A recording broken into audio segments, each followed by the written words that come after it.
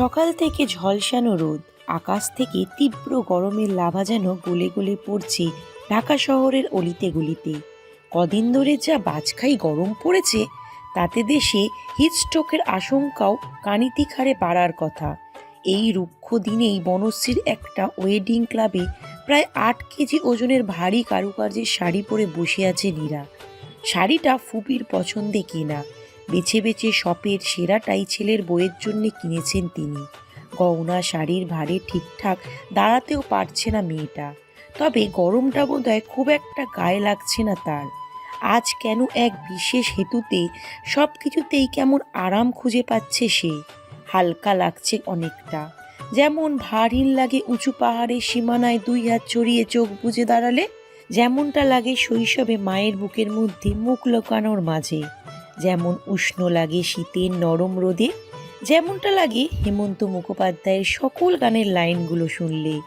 আজও তেমনই প্রাণের একটা শান্ত হওয়ার দিন, তেমনই আরামবোধ করার দিন। খুব সম্ভবত মনে সুখ থাকলে মহা দুর্যোগেও মানুষের বাহ্যিক আনন্দের কোনো ক্ষয়ক্ষতি সাধারণত হয় না। এই মুহূর্তে চিরতায় ন্যায় তেতো পানীয় জল পান করলেও নীরা একগাল হেসে দেওয়ার মতো আনন্দিত। সময়টা ভাদ্র মাস চললেও নীরার ব্যক্তিগত জীবনে চলছে শরৎ আর বর্ষাকাল। এই দিনটা যে বসন্তের দক্ষিণা হাওয়ার মতো কোমল, আবার শীতের কুয়াশার মতো উষ্ণ। আয়নায় নিজেকে নীরা দেখতে দেখতে ফোন করলো কাউকে। রিসিভ হতেই অপর পাশ থেকে ব্যস্ত শহরের ট্রাফিকের যত ঝঞ্ঝাটের আওয়াজ ভেসে আসছে। কোথায় তুমি? গাড়িতে। কতক্ষণ লাগবে? ঢাকা শহরের জ্যাম ওভারকাম করতে পারলে আর 10 মিনিট। আমার খুব লজ্জা লাগছে নাবিল ভাই। নাবিল শব্দ করে হাসে। কেন? জানি না। ভিডিও কল দেই? না। আমি এলে লজ্জা ভাঙবে? নীরার কণ্ঠে কাঁপা লজ্জা। এটাও জানি না। অপর পাশ থেকে শাওনের রসিকতা মিশ্রিত হাসির শব্দ ভেসে আসছে। নীরা কৌতূহলী হয়ে শুধায়, কি ব্যাপার? তুমি স্পিকার লাউডে রেখেছো? স্পিকার লাউডে নেই, গোয়েন্দা শাউইন না কান পেতে বসেছে। শালা অসম্ভব কুটনা, আড়ি পেতে বন্ধুর প্রেম আলাপ শুনছে। রাখি, এই হারামি এখন কথা বলতে দিবে না। এটাও তোর আরেক সতীন। ঢাকার চিরপরিচিত যানজট পেরিয়ে নাবিলের কালো রঙের টয়োটা বনশ্রী এসে পৌঁছালো। কাঙ্ক্ষিত একজনকে দেখার অভিলাষে সে ফুল সাজানো গাড়ি থেকে উঁকি দিল বনশ্রীর স্বনামধন্য একটা ক্লাবের করিডরে। আজকাল সামাজিক যোগাযোগ মাধ্যমে এসব ধরনের ভিডিও আবার খুব ভাইরাল। বর শেরওয়ানি পরে ওয়েডিং ক্লাবে এন্ট্রি নিচ্ছে, আর কোণে সেখানকার কোনো জানলার গ্রিল থেকে উঁকি মেরে তাকে দেখছে। কি মিষ্টি দৃশ্য! কিন্তু নাবিল জানে সে প্রত্যাশিত তেমনই কিছু দেখবে না। অবশ্য নীরার কাছ থেকে এসব সস্তা ব্যাপার আশাও করা যায় না। মেয়েটা যে পৃথিবীর সমস্ত একঘেয়ে ট্রেন্ডের বাইরে। এই যে ক্লাবে বিয়ের আনুষ্ঠানিকতা সারা হচ্ছে, এই নিয়েও তার বিরোধিতার শেষ নেই। নীরার মতে এসব কৃত্রিমতার চাইতে বাড়িতে প্যান্ডেল করে শুধু নিজের মানুষদের সাথে ব্যাপারটা ঘটিয়ে ফেলা ঢের ভালো। যেসব আনুষ্ঠানিকতার বাইরের লোক অতিরিক্ত থাকে, সেসব বিয়েতে ব্যক্তিগত আনন্দের ব্যাপারটা নষ্ট হয়ে যায়। নিজেদের আনন্দ অন্যদের মাঝে ভাগাভাগি হয়ে গেলে ব্যক্তিগত বলতে কিছুই রইল না। ওর এসব চিন্তাভাবনার হেতু নাবিল অবশ্য ভালোই টের পাচ্ছে এখন। এই জ্যামের অসহ্য গরমেই হৈ হৈ করে বউ তুলে নেওয়ার শখ মেটাচ্ছে। অবশ্য গরমটা খুব একটা মনোযোগ কাটতে পারছে না। পূর্ণতার আনন্দের কাছে পৃথিবীর সমস্ত সমস্যা যে ফিকে। গেইটে নাম না জানা শালাশালিদের ঢল নেমেছে। এত এত পাতানা শালাশালি দেখে নাবিল বেশ অবাকই হয়।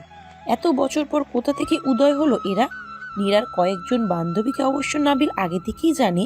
বাকিরা সম্ভবত নীরার নানার বংশের জাতিগোষ্ঠীর বিচ্ছু সমাজ। এই বিচ্ছুদের সঙ্গে আজ আর কোনো প্রকার বাদরামি করতে ইচ্ছা করল না নাবিলের। তার ব্যস্ততা আর সকল মনোযোগ অন্যদিকে। আদর্শ দুলাভাইয়ের মতো এদের দাবি দাবা মিটিয়ে ক্লাবের ভেতরে প্রবেশ করলো। পেছনে পেছনে একদল ব্যান্ড পার্টি ঢাকঢোল পেটাতে পেটাতে বরযাত্রীর নাচে উৎসাহ দিচ্ছে। নাবিলের বন্ধুরা ধুমসে নেচেছে। সবচেয়ে খুশি দেখাচ্ছে রাহেলাকে, ছেলের চেয়ে মা বেশি উৎসাহী। স্টেজের দিকে এগিয়ে যেতে যেতেই পেয়সীর দেখা পায় নাবিল। দূর থেকে দেখা যাচ্ছে নববধূকে। শ্বশুর বাড়ির আত্মীয়দের ভালোই খাতির করছে বউটা। নাবিলদের বাড়ির যে কাউকে দেখা মাত্রই উঠে দাঁড়িয়ে সালাম দিচ্ছে, হেসে হেসে কথা বলছে। কি মুগ্ধতা মেয়েটার হাসিতে। ছোট্ট কিশোরীটা আজ একেবারেই নারীসুলভ একটা ঘরে উপনীত হয়েছে। মীরা নামক মেয়েটা আজ নাবিলের নিজস্ব ঘর। সকল কোলাহল ছাপিয়ে এক মুহূর্তে নাবিলের দৃষ্টি আটকে রইল কেবল সেই আপন ঘরের চেহারায়।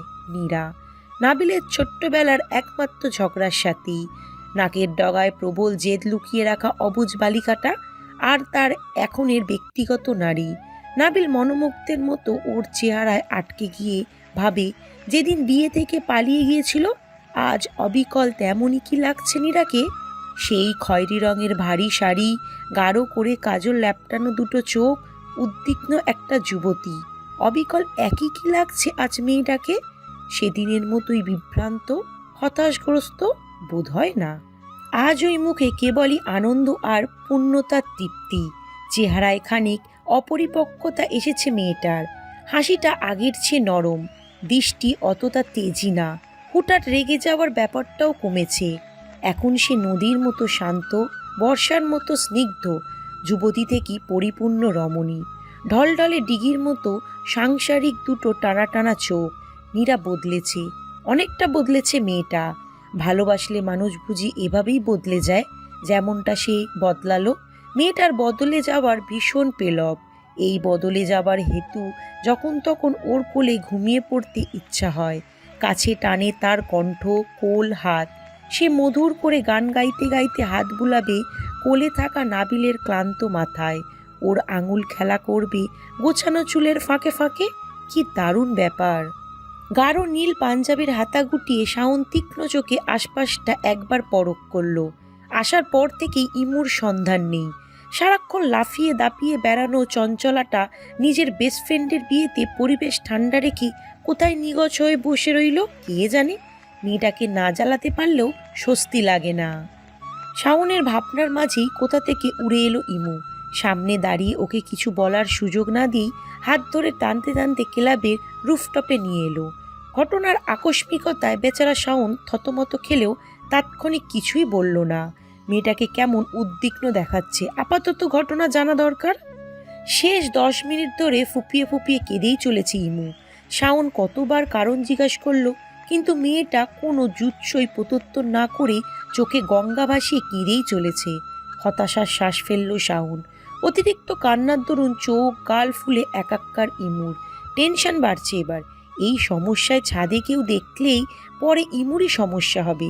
শাওন কিছুটা বিরক্তি নিয়েই বলল, দেখো, আমি বুঝতে পারছি সামথিংস গোয়িং রং, বাট তুমি না বললে বুঝবো কিভাবে? আমি এবার সিরিয়াসলি বিরক্ত হচ্ছি ইমু। কিছু না বলে সামনে রোবটের মতো দাঁড় করিয়ে এভাবে কাঁদছো। ব্যাপারটা খুবই অস্বস্তিকর। তোমাকে কেউ কিছু বলেছে? টিস করেছে কেউ? কোনো ছেলে বখাটেপনা করেছে? ইমু চোখ মুছতে মুছতে মাথা নাড়ায়, ঠোঁট উল্টে বলে, বকটেপনা আর টিস করা একই ব্যাপার শান ভাই। শাওন বিস্ময় নিয়ে চেয়ে রইল ওর দিকে। এ কি মেয়ে রে ভাই, কাঁদতে কাঁদতে ভুল ধরছে। কি চিজ এই মেয়ে। শাওন তবুও নিজেকে সংযত রেখে আবারও শুধায়, আমার সাথে রাগ গতকালকের ঘটনা নিয়ে? শাওনের কৌতূহলী চোখে চেয়ে আবারও সজোরে মাথা নাড়ায় ইমু। এবার আসলেই বিরক্তি হলো শাওন। দাঁতে দাঁত পিষে বলল, তাহলে? ফোলা ফোলা চোখ তুলে শান্ত দৃষ্টিতে শাওনের চোখের পানে চেয়ে ইমু অকস্মিত বলে বসল, আমাকে বিয়ে করবেন শান ভাই? বৈদ্যুতিক ঝটকা খাবার মতো থম মেরে চোখ মুখ হাঁ করে চেয়ে রইল Shaon.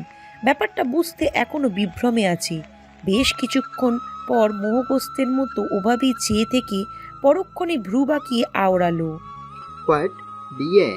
Have you lost your mind? কি হয়েছে তোমার? ইমু প্রশ্নের বিপরীতে মাথা নুইয়ে নিঃশব্দে আবারও ফুপালো, ওকে, লেটস টক। তুমি কোনো একটা বিষয় ফ্রাস্ট্রেটেড সম্ভবত। আমরা কথা বলি, খুলে বলো। I will help you. ইমুর চোখ বেয়ে প্রবল অভিমান ঝরে পড়ছে লোকটার প্রতি। গোপন প্রত্যাখ্যানে তরতর করে রাগ বাড়ছে, ক্ষোভে ফেটে পড়ছে রক্তিম চোখ জোড়াতেও। সেভাবে চেয়েই সে আক্রোশের সঙ্গে বলল, আপনি আমাকে বিয়ে করবেন কি না? কপালের ঘাম মুছে শান্ত হয়ে তাকালো শাওন। না, মেয়েটার চোখ দুটো বলেছে ও নাটক করছে না, না শিক্ষা দেওয়ার জন্য কিছু করছে। শাওন শান্ত মেজাজে সামনে দাঁড়ায় ওর। বেশ কিছুক্ষণ নীরবে চেয়ে থাকে সুধায়। কি হয়েছে তোমার? কি সমস্যা চলে জীবনে? শান্ত হও, মাথা ঠান্ডা করে বলো। বাবা আমার বিয়ে ঠিক করেছে। শাওন অবাক না হয়ে বলল, তুমি বিয়েতে রাজি না, তাই তো? সেটা বুঝিয়ে বলো ওটাকে। বুঝবে না, বাসায় আমার সিদ্ধান্তের কোনো ভ্যালু নেই সায়ন ভাই। এই ছেলেকে বিয়ে করতে আমার কোনো সমস্যা হতো না যদি না ও নিজে অলস রূপটা আমার সামনে আসতো। শাওন কপালে কৌতূহলের ভাঁজ ফেলে সুধায়। আসল রূপ বুঝিয়ে বলো। ও একটা চরিত্রহীন। ও আমাকে বিয়ের আগেই কুপ্রস্তাব দিয়েছে। আলাদা কথা বলার নাম করে ও আমার শরীরে টাচ করার চেষ্টা করেছে। এইসব আমি আব্বুকে কিভাবে বোঝাবো? শাওন মাথা নুয়ে নিজের অস্বস্তি ভাব ঢাকল। মুখের আগে হাত শক্ত হয়ে এলো প্রবল ক্রোধে। মুখ দিয়ে অসাব্য কিছু গালি বেরিয়ে আসতে চাইছে অকপটে। নিজেকে সংযত করে শান্ত স্বরে বলল, তুমি আমাকে ওর সাথে দেখা করিয়ে দিতে পারবে? নাও, ডোন্ট সে। তোমাদের মতো ঝামেলা চাই না। মার্কা মেয়েদের জন্য এদের দাঁত গজায়। আমার কাছে বলার আগে ঠাটিয়ে দুটো থাপ্পড় মেরে আসতে পারলে না, স্টুপিড। ইমু ভীত চোখে চায় শাওনের রক্তিম চোখে। এক পলক চেয়ে আর সাহস হলো না দৃষ্টি টিকিয়ে রাখার। শাওন ফের বলে, এসবের সাথে আমাকে বিয়ে করতে চাওয়ার কারণটা কি? ইমু কণ্ঠ খাদে নামিয়ে বলল, কারণ আপনি ফাজিল হলেও মানুষ ভালো। আপনি মুখে মুখেই আমাকে বিরক্ত করেছেন। ওর মতো লম্পট আপনি না। আপনার দৃষ্টি কখনোই আমাকে বিব্রত করেনি। পালায় পালায় করলেও আমি মনে মনে সবসময় চাইতাম আপনি আমার আশেপাশে থাকুন। বিরক্ত করুন। ক্যাম্পাসে এত মেয়ে থাকতে আপনি কেবল আমাকেই জ্বালাতেন, কারণ আপনি আমাকে পছন্দ করেন। আপনার সম্পর্কে খুব গভীরে না জানলেও আমি অনুভব করি আপনি আমাকে খুব সম্মানে রাখবেন, যত্নে রাখবেন। বিয়ে করার জন্য আপনার মতো ভালো পাত্র আমি আর পাবো না। আচ্ছা শুনুন, আপনার টাকা পয়সা আছে তো? শাওন ফ্যালফ্যাল করে কিছুক্ষণ হিসেবে ইমুর মুখে চেয়ে অকস্মিক হেসে দিল। ইমু ফের গম্ভীর হয়, বলে, আশ্চর্য, হাসছেন কেন? হাসার কি হলো? সংসার করতে টাকা লাগবে না? বাচ্চা কাচ্চাদের একটা ভবিষ্যৎ আছে না? টাকা পয়সা ছাড়া কিন্তু আমি আপনাকে মোটেও বিয়ে করছি না। শাওন হাসি থামিয়ে নাক টেনে শ্বাস নিয়ে ফের হাসল। তোমার প্ল্যানিং শুনে ভালো লাগলো। বাচ্চা কাচ্চাদের ভবিষ্যৎ নিয়ে চিন্তা করাটা একটা দায়িত্বশীল কাজ। তুমি ভবিষ্যতে নিঃসন্দেহে একজন দায়িত্বশীল মা হবে ইমু। বেশ সাংসারিক মেয়ে তুমি, তবে সমস্যাটা অন্য জায়গায়। ইমু উদ্বিগ্ন হয়ে শুধায়, কোথায় সমস্যা? আমার বাবার অত অঢেল টাকা পয়সা নেই যে বেকার থেকে বউ পালতে পারবো, বউয়ের শখ মেটাতে পারবো। আপাতত টিউশনি করিয়ে যে কয়টা টাকা পাই তাতে কোনো রকমের সংসার চলে। অনার্স শেষ করে চাকরির বাজারে আবার বিপুল সময় নষ্ট করতে হবে। কবে চাকরি হবে তারও গ্যারান্টি দিতে পারছি না। বাংলাদেশের প্রেক্ষাপটে একটা মধ্যবিত্ত সংসার চালানোর জন্য জুৎসই ইনকামের চাকরি পাওয়াও মুশকিল। ততদিন পর্যন্ত এই অভাগার জন্য নিশ্চয় তুমি অপেক্ষা করবে না। ইমু এসপার ওসপার না ভেবেই বলল। ভালোবাসতে পারবেন তো? শাওন ভ্যাবলার মতো চেয়ে বলে, হা। বললাম ভালোবাসতে পারবেন, নাকি ওটাতেও দৈন্যতা আছে? ওর কথার অর্থ বোধগম্য হতেই শাওন কপাল ঘষে হাসল। আপনার বাসায় কে কে আছে? আম্মা, ছোট বোন মেঘা, আব্বা আর আমি। আমার মতো আর একজন খরচ বহন করতে আপনার নিশ্চয়ই খুব কষ্ট হওয়ার কথা না? আমি অত খাই না, আমার অত চাহিদাও নেই। শায়ন ভাই, বাসায় থাকতে আমার দম বন্ধ লাগছে। আব্বা আমাকে একটা জানোয়ারের হাতে তুলে দিবে। আমি ওকে বিয়ে করতে পারবো না। বিয়ে করে উদ্ধার করুন আপনি আমায়। কি নিষ্পাপ আবদার মেয়েটার। শাওন বেশ কিছুক্ষণ চুপ থেকে প্রলম্বিত এক শ্বাস ফেলল। আগে পিছে না ভেবে পকেট থেকে ফোন বের করে মাকে কল করলো। রেহনুমা রিসিভ করেই ছেলেকে শুধালেন। কি রে, বিয়ে শেষ? কোথায় আছিস এখন? শাওন বেশ কিছুক্ষণ চুপ থেকে বলে, ক্লাবে আছি। আম্মা, একটা কথা বলতাম আপনাকে। রেহনুমা উদ্বিগ্ন হয়ে গেলেন ছেলের কথার ধরন বুঝে। কি কথা বাবা? আমি বিয়ে করতে চাই আম্মা, আর সেটা কয়েকদিনের মধ্যেই। আপনাদের কোনো আপত্তি আছে? বেশ কিছুক্ষণ অপর পাশ থেকে সাড়া আসে না। মায়ের প্রত্যুত্তর না পেয়ে খানিকটা ভীত হয় শাওন। মনটা ছটফট করতে থাকে অকপটে। বেশ কিছুক্ষণ পর রেহনুমা চাপা গলায় শুধালেন, মেয়েটার নাম কি? মেঘা। এই মেয়েটার নাম কি বলছিস? ওই মেয়েটাই। মেঘা কার নাম বলেছে আপনাকে? মেঘা পাশেই বসেছিল, আড়ি পেতে সবটা শুনেছে এতক্ষণ। তার প্রসঙ্গ আসতেই ফোনটা ছো মেরে কেড়ে নিয়ে হেসে ভাইকে রসিয়ে রসিয়ে বলল, ইমু আপুর বিয়ে ঠিক হয়েছে তাই না? আমি জানি, এর জন্যই এত তাড়াহুড়ো তো। ভাইয়া, আমি ইমুপুর কথা আম্মাকে কবেই বলে দিয়েছি, ছবিও দেখিয়েছি। আম্মা তো আগে থেকেই পছন্দ ওকে। তুই তাড়াতাড়ি বিয়ে কর ভাইয়া। ইমুপু আমার ভাবি হবে, ভাবতে কি যে ভালো লাগছে আমার। কবে বিয়ে করছিস তোরা? কালকেই করে ফেল। না না, আজই কর, এক্ষুনি নিয়ে আয় ওকে। I am so excited. Rehnuma এই চঞ্চলা মেয়েকে নিয়ে আর পারেন না। সবখানে মেয়ের অতিরিক্ত কথা। ফোন কেটে নিয়ে ধমক মারলেন কিশোরী মেঘাকে। ছেলেকে বললেন, তোর যেটা ঠিক মনে হয় সেটাই কর বাপ। তোর সিদ্ধান্তের উপরে ভরসা আছে আমার। তুই যেহেতু বিয়ে করার কথা ভেবেছিস, কিছু একটা চিন্তা করেই ভেবেছিস। রিজিকের মালিক আল্লাহ। এটা একটা না একটা ব্যবস্থা হয়েই যাবে। শুধু মেয়েটার পরিবারের থেকে কোনো ঝামেলা না করলেই হয়। ইমু ফোন টেনে নিয়ে সালাম দিল ওনাকে। শান্ত স্বরে বলল, আমার পরিবারের পক্ষ থেকে কোনো ঝামেলা আসলে সেটা আমি সামলে নেব। আম্মা, আমাকে একটু আপন করে নিন আপনারা, আমি খুব একা। সরলা রেহনুমার চোখ ভিজে উঠে মেয়েটার কথায়। এত বড় পৃথিবীতে একটুখানি মেয়ে কি না নিজেকে একা ভাবছে। তিনি আবেগপ্রবণ হয়ে বললেন, তুমি একা কেন হবে মা? তুমি একা না, আমার ছেলে যে থাকতে তুমি একা না। এই যে দেখো, টানা পোড়ান সংসারেও আমাদের কত সুখ। শাওনটা আছে বলেই তো। আমার শাওনের মতন মানুষ যার জীবনে আছে সে কোনোদিন একা হয় না। ইমু এই প্রথম আবিষ্কার করলো শাওনের নামের বিরক্তিকর ছেলেটাকে এই মুহূর্তে ওর চমৎকার লাগছে। সারাক্ষণ জ্বালিয়ে বেড়ানো মানুষটার আড়ালে আছে প্রবল বলিষ্ঠ দায়িত্ববানশীল একটি ব্যক্তিত্ব। ইমু আরও টের পায় তার আসলেই এখন আর একা লাগছে না। নববন্ধনের সুতোটা কি দারুণ মায়ার বেঁধে ফেলেছে এই অল্প কয়েক মুহূর্তকে তাকে। আড়ালে তীক্ষ্ণ চোখে চাইল কপালে গম্ভীর চিন্তার ছাপ ফেলে দাঁড়িয়ে থাকা লোকটার পানে। আজ প্রথমবার সে খেয়াল করল শাওনবাই অসম্ভব রকম সুপুরুষ। কমলা রঙা বিকেল গড়িয়ে সন্ধ্যা নেমেছে জাদুর শহরে। চারিদিকে চেনা অচেনা মেহমানদের বিদায়ের পালা এবার। ক্লাবের ভিড় কমেছে ধীরে ধীরে। কাঠপুতুলের মতো বসিয়ে রেখে একের পর এক লোকজনদের ছবি তোলার পর্ব তবে শেষ হওয়ার পথে। অসহ্য গরমে নাবিলের মেজাজ বিগড়ে আছে।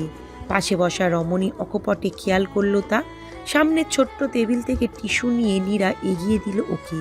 নাবিল কপালের ঘাম মুছতে মুছতে ক্ষোভ ছাড়ে। এত কাহিনী করার প্ল্যানটা কার রে? তোর বাপ ভেজাল মার্কা ঢেউটিনের নিশ্চয়ই। হবেই বা না কেন? আমাকে বাস না দিলে তো মামু বেটার স্বস্তি নেই। চান্দি গালানো গরমে মানুষ এসব করে? বাসায় যাইতে দিবে কখন? এই পরে আর কতক্ষণ বসে থাকবো? শুধু আমার বাপের না, আমার শ্রদ্ধেয় স্বামী মহোদয়ের বাপেরও। এক্সপেক্টেড। এদের শৌখিনতার বালাই নেই। রাহেলার ডাক পড়ল পর মুহূর্তেই। কি রে, তোরা এখনো বসে আছিস? নাবিল প্রবল বিরক্তির সঙ্গে বলল, তো কি করব? এই গরমে আর কি করা উচিত? আম্মু, আর কোনোদিন যদি তোমরা এসব রং তামাশা করার উদ্দেশ্যে বিয়ের নাম দিয়ে নিয়েছ, খবর আছে তোমাদের। আমি আর কোনোদিনই বিয়ে করব না। রাহেলা হতবিহম্বর হয়ে ছেলের পানে চেয়ে ফিক করে হেসে দিলেন। পরক্ষণেই বললেন, তুই আর বিয়ে করার সাহসও করিস না বাপ। সবাই নেমে যাচ্ছে নিচে, ওকে নিয়ে গাড়িতে বস। মায়ের শিরোধার্য ছেলে বউয়ের হাত টেনে ধরতেই নীরা প্রবল আক্রোশ নিয়ে ওর হাতটা ছাড়িয়ে নিল নিজের থেকে। নাবিল ভ্রু কুঁচকে ঘাড় বাঁকিয়ে চাইল। তেজি পাখির মুখে অভিমানী দেখে শুধালো, কি? তোমার বাড়িতে তুমিই যাবে, আমি যাচ্ছি না তোমার সঙ্গে। এই ছেলে আর কোনো দিনও বিয়ে করবে না মানে কি? হ্যাঁ, কয়টা বিয়ে করার উদ্দেশ্য আছে তোমার? ছিল। নাবিল কোনো কথা না বলে নিঃশব্দে কিছুক্ষণ চেয়ে রইল। তারপর হুট করে হ্যাচকা টান মেরে আকস্মিক পাঁচকোলে তুলে নিল নববধূকে। হাঁটা ধরল খুব স্বাভাবিক ভঙ্গিতে। নীরা হতবিহ্বল অবস্থায় হাঁ হয়ে চেয়ে রইল কেবল। এতক্ষণ ধরে গরম লাগছে বলে পুরো ক্লাব মাথায় তুলে ফেলা লোকটা কি নির্লিপ্ততা নিয়ে পেয়সীকে কোলে তুলে নিল ভারী শাড়ির সঙ্গেও। কানের কাছে মুখ ডুবিয়ে বলল, তোর জেলাস ব্যাপারটা আমি এনজয় করি, কিন্তু আফসোস তোর স্বামীর চরিত্র খাঁটি, জেলাস হওয়ার সুযোগ নেই তোর। নারী ঘটিত বিষয় নিয়ে তোর স্বামী কেবলই ফাজলামো জানি, অন্য কিছু তার নিষ্পাপ মনে এই যাবৎকালেও হানা দিতে সক্ষম হয়নি। নীরার চোখ মুখ তখনও গম্ভীর। সেদিকে চেয়ে নাবিল হাসল ঈষৎ। মেয়েটা বড্ড হিংসুটে হয়ে যাচ্ছে দিন দিন, গোয়েন্দার মতো চেয়ে থাকে সবসময়। নীরা গাল ফুলিয়ে থেকেই গলা জড়িয়ে ধরল ওর, পাছে নাবিলের ওকে নিতে কষ্ট না হয়। মানুষটা শুভ্র গাল বেয়ে বেয়ে টুপটাপ ঘাম পড়ছে। হাতের টিস্যুটায় গাল ছোঁয়ানোর আগেই ওকে নিয়ে নাবিল গাড়ির সামনে এসে পৌঁছালো। নিজের বাপকে একদিকে চেয়ে থাকতে দেখে বেশ বিভ্রান্ত হয়ে নীরা মোচড়ামুচড়ি শুরু করলো নামার জন্য। নাবিল তা খেয়াল করে ইচ্ছা করেই নামালো না। শ্বশুরের সামনে দিয়ে ভাব নিয়ে হেঁটে কোলে করেই গাড়িতে বসালো নীরাকে। রাইলা আড়ালে সেসব খেয়াল করে হতাশ শ্বাস ফেললেন। পাজি ছেলেটা আজকের দিনের ভদ্র হবে না, শ্বশুরের সঙ্গে মশকরা করছে। কালো টয়োটা কারের ভিতরে সফেদ আলোয় সোনালি শেওরানি পরিহিত পুরো মানুষটাই জলজল করছে মুক্তোর দানার মতো। গাড়িতে ঢুকেই প্রবল বিরক্তির সঙ্গে শেরওয়ানি খুলে ফেলল নাবিল। এসি অন করে ব্যাকসিটে মায়ের রেখে যাওয়া একটা সাদা ঢিলেঢালা টি শার্ট বের করলো। 4-5 না দেখে পরল সেটা। পায়জামার নিচে 3 কোয়ার্টার প্যান্ট ছিল বলে ওটাও খুলে ফেলল। নীরা হতভম্ব হয়ে শুধু তাকিয়েই দেখল এই পাগলের কাণ্ড। পাশে জলজ্যান্ত বউ সাজের একটা মেয়েকে নিয়ে এই ছেলে কিনা হাঁটু দেখানো প্যান্ট আর বাসায় পরার মতো টি শার্ট পরে বাড়ি পর্যন্ত যাওয়ার প্ল্যান করে বসে আছে। এই মাথা পাগলের সাথে কি করে কাটাবে সারাটা জীবন? বাসায় যাওয়ার অবধি সহ্য হলো না লোকটার। কি পরিমাণ দৃষ্ট! নীরা বিরক্তি নিয়ে বলল, এই সামান্য শেরওয়ানি তোমার সইল না? আমারটার ওজন জানো? নাবিল টিপ্পনি কেটে বলল, ব্যাপার না, তোর সব ওজনের ব্যাপারগুলো অভ্যেস করা দরকার, আমার দরকার নেই। ওর কথার অর্থ বুঝতেই নীরা বিরক্তি নিয়ে চোখ মুখ খিচে অন্যদিকে ফিরে বসলো। এই অসভ্য লোকের সঙ্গে আর কথা বাড়ানো উচিত না। নীরাকে অন্যদিকে ফিরে থাকতে দেখে নাবিল মিটমিটে হাসলো। টিপ্পনি কেটে হাত পা সিটে এলিয়ে বলল, শান্তি চাইলে কিন্তু তুইও। আর কিছু বলার পূর্বেই নীরা প্রবল বিরক্তি নিয়ে মুখ চেপে ধরল ওর। অসভ্য আতপাগল। রাত 10টা। মহাখালীর বিদঘুটে জ্যামে আটকে এখনই অর্ধেক রাত পেরিয়ে যাওয়ার পথে। নাবিল এসির পাওয়ার বাড়িয়ে মুখে বিরক্তিসূচক শব্দ করল। 4 দিনের ধকলে ক্লান্ত হয়ে আসছে নীরার শরীর। নাবিল তা বুঝতে পেরে একটু নিচু হয়ে বসে নীরার মাথাটা নিজের কাঁধে এলিয়ে শুতে দিল। ওর কাঁধে উষ্ণতা পেতে খানিকটা আরাম পেয়ে ঘুমিয়ে পড়ল নীরা। সেই ঘুম ভাঙল 1 ঘন্টা পর, অর্থাৎ 11টার দিকে। 1 ঘন্টা পর ড্রাইভারের ডাকে চোখ মেলে চাই সে। গাড়ি বাড়ির সামনে এসেছে। একটু সতর্ক হয়ে চাইতেই নাবিলের কাঁধের বদলে নিজেকে আবিষ্কার করে গাড়ির সিটে হেলান দেওয়া অবস্থায়। পাশে নাবিলকে না দেখতে পেয়ে উদ্বিগ্ন দৃষ্টি মেলে মৃদু নড়ে উঠতেই নিজের কোলের উপর অবশ শিশুর মতো ঘুমিয়ে পড়া নাবিলের মাথার ভারটা টের পায়। বাচ্চাদের মতো নড়ে চড়ে কোমর পেঁচিয়ে আবার ঘুমের দেশে নিখোঁজ ছেলেটা গুটিসুটি মেরে নিজেকে মুড়িয়ে রেখেছে নীরার কোলে। নীরা হাসল। নিজের কাঁধে বউকে ঘুমানোর জায়গা করে দেওয়ার বদলে বাচ্চা সেজে সে নিজেই ঘুমিয়ে আছে তার কোলে। নীরা কিছুক্ষণ মন দিয়ে চেয়ে রইল ছেলেটার সৌম্য মুখের পানে। এই ছেলেটা হাসলে কি চমৎকারভাবে নীরার পৃথিবীতে মুক্ত ঝরে। বিরক্ত হলেও লাগে অভিমানী বালকের মতো অপরূপ নিষ্পাপ। নরম আর এলোমেলো হাওয়া বয়ে আনা কোনো প্রহরের মতো বিক্ষিপ্ত চুল তার। নীরা খেয়াল করে নাবিলের চুলগুলো খুবই গোছানো। এলোমেলো অবস্থাতেও সেগুলো কোচকানোই দেখায়। এমনকি যেভাবে রাখে সেভাবেই মানায়। লোকটার শুভ্র গালের চাপদাড়িগুলো একেবারে যেন শিল্পীর সঠিক রেখায় আঁকানো ছবি। পুরুষের রূপ নীরা এর আগে কখনোই এমন গভীরভাবে খেয়াল করে দেখেনি। তবে এই লোককে ইদানিং খেয়াল না করে পারা যায় না। সে যেন প্রকৃত পুরুষ সৌন্দর্যের জলজ্যান্ত উদাহরণ। এত নিখুঁত সুদর্শন তার। নীরা বারবার এই মুখে চেয়ে অবাক হয়। সহস্রবার এই ভেবে বিস্মিত হয় যে নাবিল ভাইয়ের মতো এমন চমৎকার একটা মানুষ কিনা নীরার পেগে পাগল পায়। কি অদ্ভুত, এই মানুষটাকেই কিনা নীরা এর আগে কখনোই প্রেমের নজরে চেয়ে দেখেনি। কি করে দেখলো না? কি করে করলো এত বড় বোকামি মেয়েটা? একটু খেয়াল করে লোকটার চোখের দিকে কি তাকানো যেত না? যেত তো। তাকালেই তো এক পলকে ঘায়েল হয়ে যাবার কথা। আফসোস, আফসোস, আফসোস। এই আক্ষেপ সে কোথায় রাখবে? অবশ্য এই ভেবে ভালো লাগছে যে নাবিল ভাইয়ের জীবনে নীরাই প্রথম রমণী। নাবিল ভাই কেবল নীরারই প্রেমে পড়েছে, আর এই অসহ্যকর আতপাগল ছিট খারাপ লোকটা কেবলই নীরার। মৌখিকভাবে, লিখিতভাবে, অলিখিতভাবে, সবভাবে শুধুই নীরার। এই অদম্য তৃপ্তির প্রাপ্তি নিয়ে ঈষৎ হাসল মেয়েটা। নীরার মোহভঙ্গ হয় নাবিলের মৃদু নড়ে চড়ে ওঠায়। চোখ মেলে নীরাকে অমন মন্ত্রমুগ্ধের মতো চেয়ে থাকতে দেখে কি চমৎকার করে হাসল নাবিল।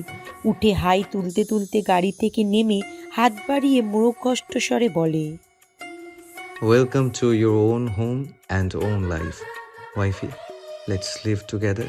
সিগারেটের ধূসর ধোঁয়া বায়ুতে ছড়াতে ছড়াতে নিলয় আনমনেই চাইল পাশের গেস্ট রুমের বারান্দায়। আকাঙ্ক্ষিত মানুষটাকে বারান্দায় দাঁড়িয়ে থাকতে দেখে সহসাই হাতের সিগারেটটা সরিয়ে ফেলল ঠোঁট থেকে, হাসল জোরপূরক, শুধালো। ঘুমাওনি? বর্ষা আর চোখে চেয়ে খোলা বারান্দার রেলিংয়ে হেলান দিয়ে পাল্টা প্রশ্ন করে। স্মোকিং হ্যাবিট কবে থেকে চলছে? Long time? নিলয় মাথা ঝাঁকিয়ে হাসল মৃদু, বলল, not too long, last year থেকে শুরু করেছিলাম। ঠিক হ্যাবিট না, সময় কাটাই, এটা আমার সঙ্গ দেয়। পৃথিবীতে আপনার মতো সুদর্শন পুরুষের সঙ্গীর অভাব। নিলয় ওর কথার অর্থ বুঝে তীক্ষ্ণ চোখে চায়, চাপা হেসে বলে, সঙ্গী সঙ্গে না থাকতে চাইলে একটু তো অভাব বোধ হওয়ারই কথা। দোষটা তবে আমার না, সঙ্গী। সঙ্গে থাকবে কি করে?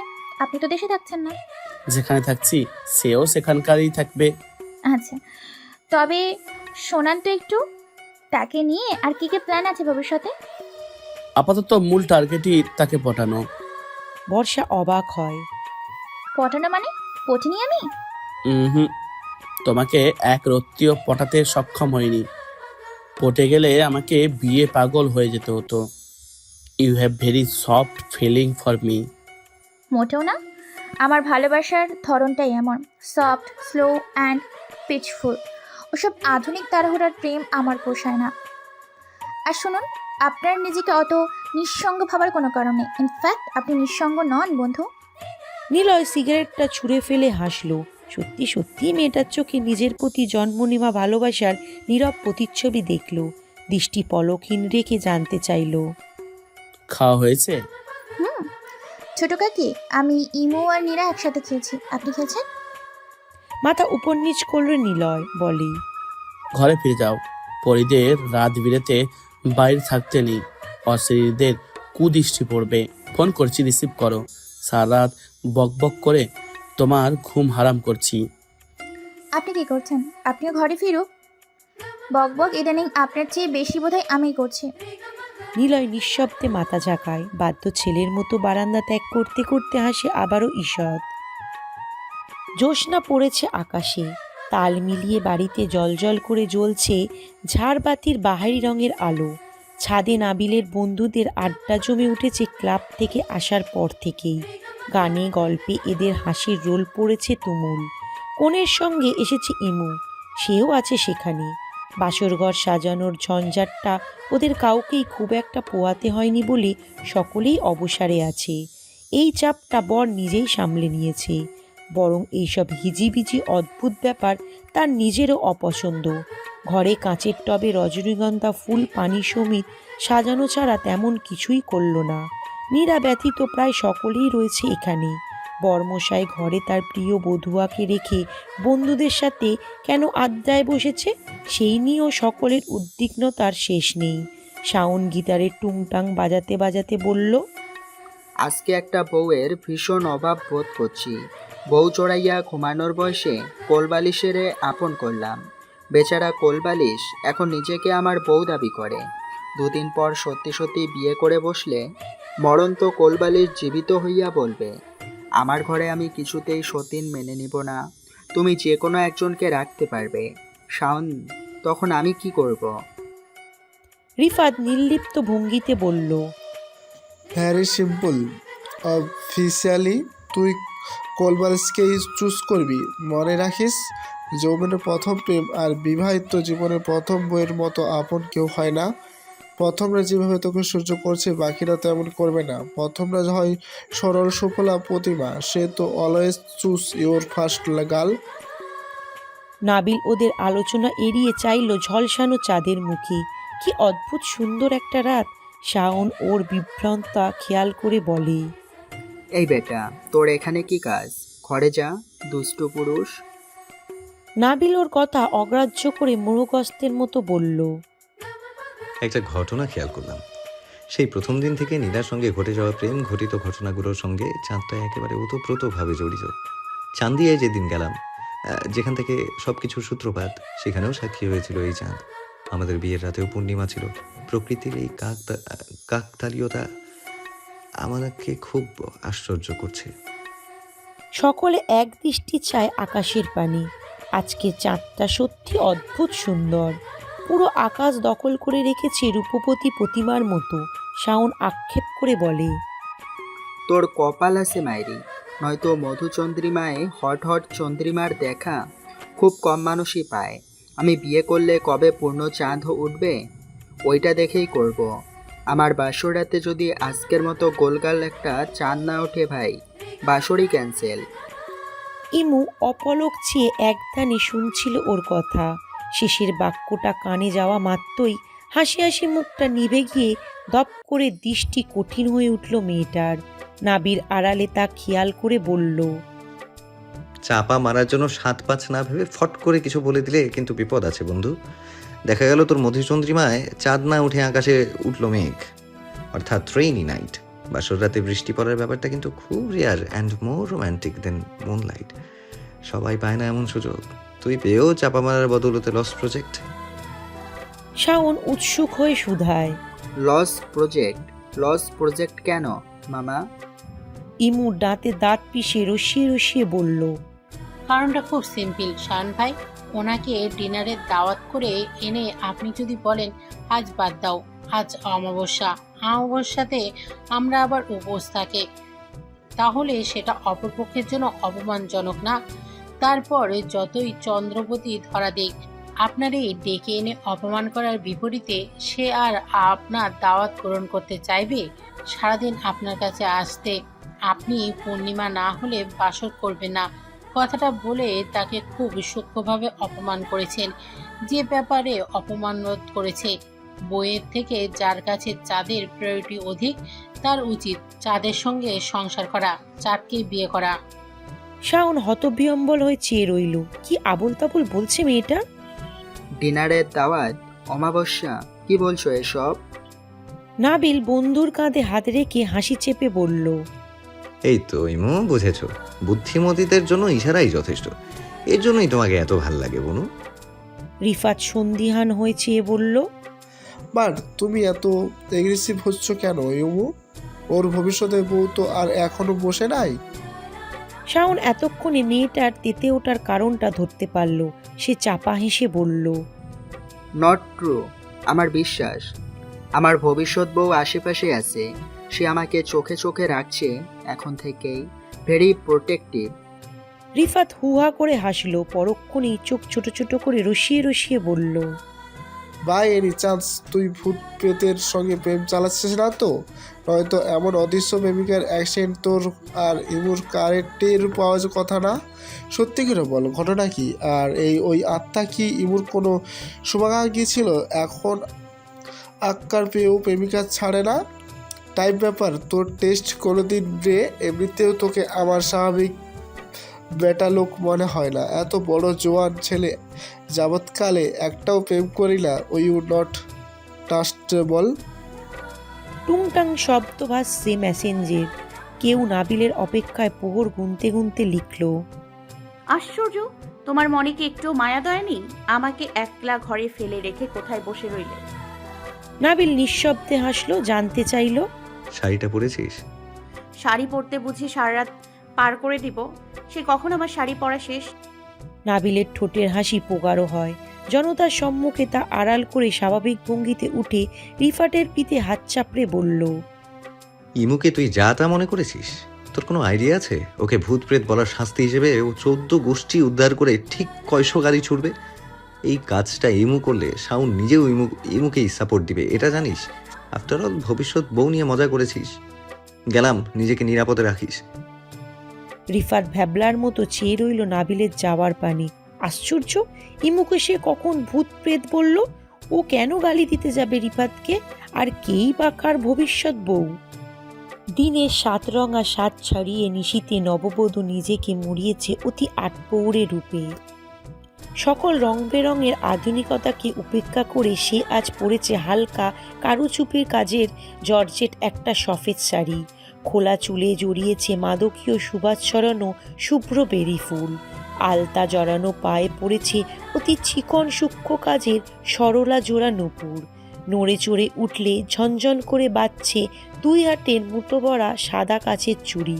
মুখে নেই কোনো কৃত্রিম পোষাধিকতার ছোঁয়া, না আছে শরীরে বিচ্ছিরি ভারী পোশাক। স্বামীর চিরকালের অতি গোপন ইচ্ছে পূরণ করার অভিলাষে নিজেকে সফেদে মুড়িয়েছে মেয়েটা। নাবিলের ইচ্ছে মধুচন্দ্রিমায় তার প্রেয়সীকে সাদা শাড়িতে দেখবে, আর নিজে পরবে সাদা পাঞ্জাবি। নিজেদেরকে ঢাকবে পবিত্রতার রঙে। তার মতে সাদা হচ্ছে চিরশান্তির রং, আরামের রং, শুদ্ধতার রং। এই রাত তার জন্য বিশেষ শান্তির, তাই পোশাকের রংটাও হওয়া চাই আরামের। চুলে একটু আঙুল বুলিয়ে দরজায় কড়া নাড়ার প্রস্তুতি নেয় নাবিল। সফেদ ঘরে নৈশপ্রেমের দূতের মতো আবেদনময় খুশবু ছড়াচ্ছে প্রেমিকদের গোপন প্রেমিকা রজনীগন্ধা। ড্রিম লাইটের টিমটিমে হলদেতে আলোয় সফেদ বিছানা পর্দা ধারণ করেছে কমলা রঙা রূপ। পাল্লা দিয়ে আলো ছড়াতে রাত আসমানি সুন্দরী চন্দ্রিমা। কোনো এক অদৃশ্য জাদু বলে ওদের জীবনের অতি বিশেষ বিশেষ দিনগুলোতে জ্যোৎস্না এসেছে ভীষণ উৎসব করে। আজও পূর্ণিমার রাত। সকল উজ্জ্বলতা সোপে দুটো ব্যাকুল যুবক যুবতীকে বিশেষ অনুভব করাতে আজকের রূপকুমারী চাঁদ ধরা দিয়েছে তার নৈসর্গিক রূপের ঝলক নিয়ে।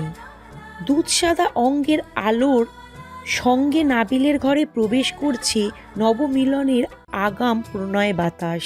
সেই বাতাস নেশাগ্রস্তের মতো নাক টেনে শুষে চোখে কাজল লেপ্টে আয়নার সামনে দাঁড়িয়ে এক ঝলক নিজেকে দেখল নীরা। শুভ্র রাজ্যের মায়াবী প্রতিমারূপে নিজেকে দেখে কিছুটা আরক্ত হয় লজ্জায়। কেউ প্রেমের বার্তা নিয়ে দরজায় কড়া নাড়ে তখনই নীরা শেষবারের মতো চুলে একটি চিরুনি চালিয়ে ধীর পায়ে এগিয়ে দরজা খুলে দিল। সাদা পাঞ্জাবি পরিহিত সুপুরুষকে আবিষ্কার করল অন্যরকম রূপে। দরজার পাশে দেয়ালে হাত ঠেকিয়ে নিঃশব্দে কিছুক্ষণ দাঁড়িয়ে চেয়ে রইল নাবিল। ক্ষণে ক্ষণে চোখ বুলাচ্ছে নীরার শাড়ির আনাচে কানাচে, খুঁটিয়ে খুঁটিয়ে দেখছে কি যেন। দৃষ্টি তার কোথায় কে জানে। নীরা বিভ্রান্ত হয়ে বলে, দাঁড়িয়ে আছো যে? নাবিল জবাব না দিয়ে স্থির থেকে ফের দৃষ্টি বুলায় নীরার মমতায় মোড়ানো নারীত্ব দেহে। মেয়েটার পাতলা সাদা শাড়ির ভাজে ভাজে দৃশ্যমান শরীরের প্রতিটি নিখুঁত রূপরেখা। দিঘির মতো ঢলঢলে লতানো কোমরটাও স্পষ্টতর। নীরা চোখ ছোট ছোট করে বোঝার চেষ্টা করে নাবিলের মতিগতি। এভাবে রোবটের মতো স্ট্যাচু হয়ে যাওয়ার অর্থ বোধগম্য হলো না। নাবিল শরীর থেকে চোখ সরিয়ে দৃষ্টি রাখে নীরার ঘাড়ে। এই অঘটন ঘটানোর জন্যই স্বপ্নের সকল শাড়ি উপেক্ষা করে সে তুলে নিয়েছিল এই পাতলা ফিনফিনে শাড়িটা। শাড়ির উপরিভাগে উন্মুক্ত থাকবে তার একান্ত নারীর মসৃণ দেহ। সে না ছুঁয়েই আদর করবে, ওদের দৃষ্টি বুলাবে। বেশ কিছুক্ষণ ওভাবেই দাঁড়িয়ে থেকে নাবিল নেশাগ্রস্তের মতো অকস্মাৎ ঝাঁপিয়ে পড়ল নীরার পেলব তুলোর শরীরে। আকস্মিক হামলায় নীরা কিছুটা হতবিহ্বল। পড়ে যেতে নিয়েও সামলে নিল নিজেকে। ওকে কিছু বলা খাওয়ার সুযোগ না দিয়েই নাবিল টপাটপ কয়েকশো চুমু বর্ষণ করে ফেলল নীরার গালে, কপালে, গলায়। কবিতার মতো করে জেমসের গানের কয়েকটা লাইন আবৃত করল। সুন্দরতম আমার, তুমি নীলিমার দিকে তাকিয়ে বলতে পারো, ওই আকাশ আমার, নীলাকাশ রবিনের উত্তর। যদি তুমি বলো আমি একান্ত তোমার। নীরা কিছুটা হতবিহ্বল হলেও পর মুহূর্তেই দরজার পানে চোখ যেতেই মেজাজ চটে উঠল মেয়েটার। বিরক্তি নিয়ে নিজেকে ছাড়ালো ওর থেকে। দরজার পানে চেয়ে ক্ষোভ ঝাড়তে ঝাড়তে বলল, অসভ্য লম্পট, লাজ লজ্জার বালাই নেই। কেউ দেখে ফেলে কি হতো? নাবিল সত্যি সত্যি হাসলো লম্পটের মতো। নির্লিপ্ত ভঙ্গিতে হাতের ঘড়ি খুলতে খুলতে মুখে শিউস বাজিয়ে বলল, কি হতো? একটু ধরাই তো করতে, আহামরি কিছু না। এত শুদ্ধতা দিয়ে কি তেল বেচে খাবো? বউয়ের একটু কলঙ্ক না করে দিতে পারলে কি বালের প্রেম করলাম। নীরা দরজা আটকাতে আটকাতে তীব্র তাতানো চোখে চায়। আয়নার সামনে নিজেকে একটু দেখে নিয়ে দাড়িতে হাত বুলিয়ে ঠোঁট কামড়ে হাসল। শরীরে সুবাসিত পারফিউম মাখতে মাখতে ঘরে নজর বুলাতে বুলাতে নাবিল বলে, ঘর তুই গুছিয়েছিস? বাসর রাতে স্বামীর শার্ট প্যান্টও আয়রন করেছিস? বাহ, ইমোশনাল করে দিলে তুমি আমায়। Love you baby. কথাটা বলে কেমন নাটকীয় ভঙ্গিতে ঠোঁট দ্বারা উড়ন্ত চুমু পাঠালো নাবিল। নীরা তেতে ওটা মুখে চেয়ে আরেকটু তাতিয়ে দিতে বলল, সারাদিন শরীরটার উপর দিয়ে যা থকল গেল, আমাদের ঘুমানো দরকার। আয় একসাথে ঘুমাই। স্বামী স্ত্রী একসাথে ঘুমালে সোয়াব আছে। ঘুমালে 200 ওয়ার্ডের এনার্জি আসবে। তাছাড়া বাসর রাতটাও তো করা দরকার। রাত তো আর কম হলো না, বাসর করে ঘুমিয়ে পড়ি আয়। নীরা অবিশ্বাস্য ভঙ্গিতে চেয়ে রইল। লোকটা এমনভাবে বলছে যেন বাসর না, দুটো নাপা কিংবা প্যারাসিটামল খেয়ে ঘুমিয়ে পড়তে হবে। নাবিল ওর মনের ঘটনা বুঝে ফের রসিয়ে রসিয়ে বলে, করবি না বাসর? আসলেই করবি না? দেখ, তো বিয়ে করে কি লাভ হলো? ছলনাময়ী ভুলিয়ে ভালিয়ে ফাঁসিয়ে একটা দুধের শিশুকে বিয়ে করে এখন বাসর করতে দিচ্ছে না। না দিলে না দে, তোর বাসর তুই করবে আদব। আমার বাসর আমি আলাদাই করতে পারি।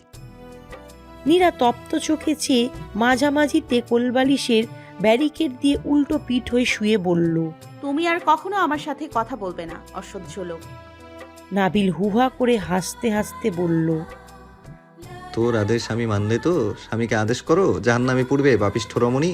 তোর কোলবালিশের গোষ্ঠী কিলাই।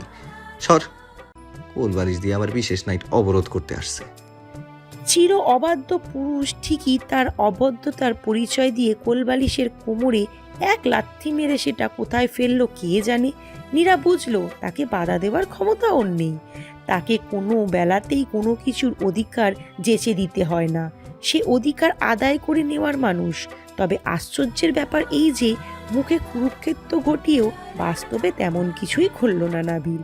লক্ষ্মী ছেলের মতো শুয়ে কেবল একটা সরল আবদার করল, আমার মাথায় হাত বুলিয়ে দে নিরু।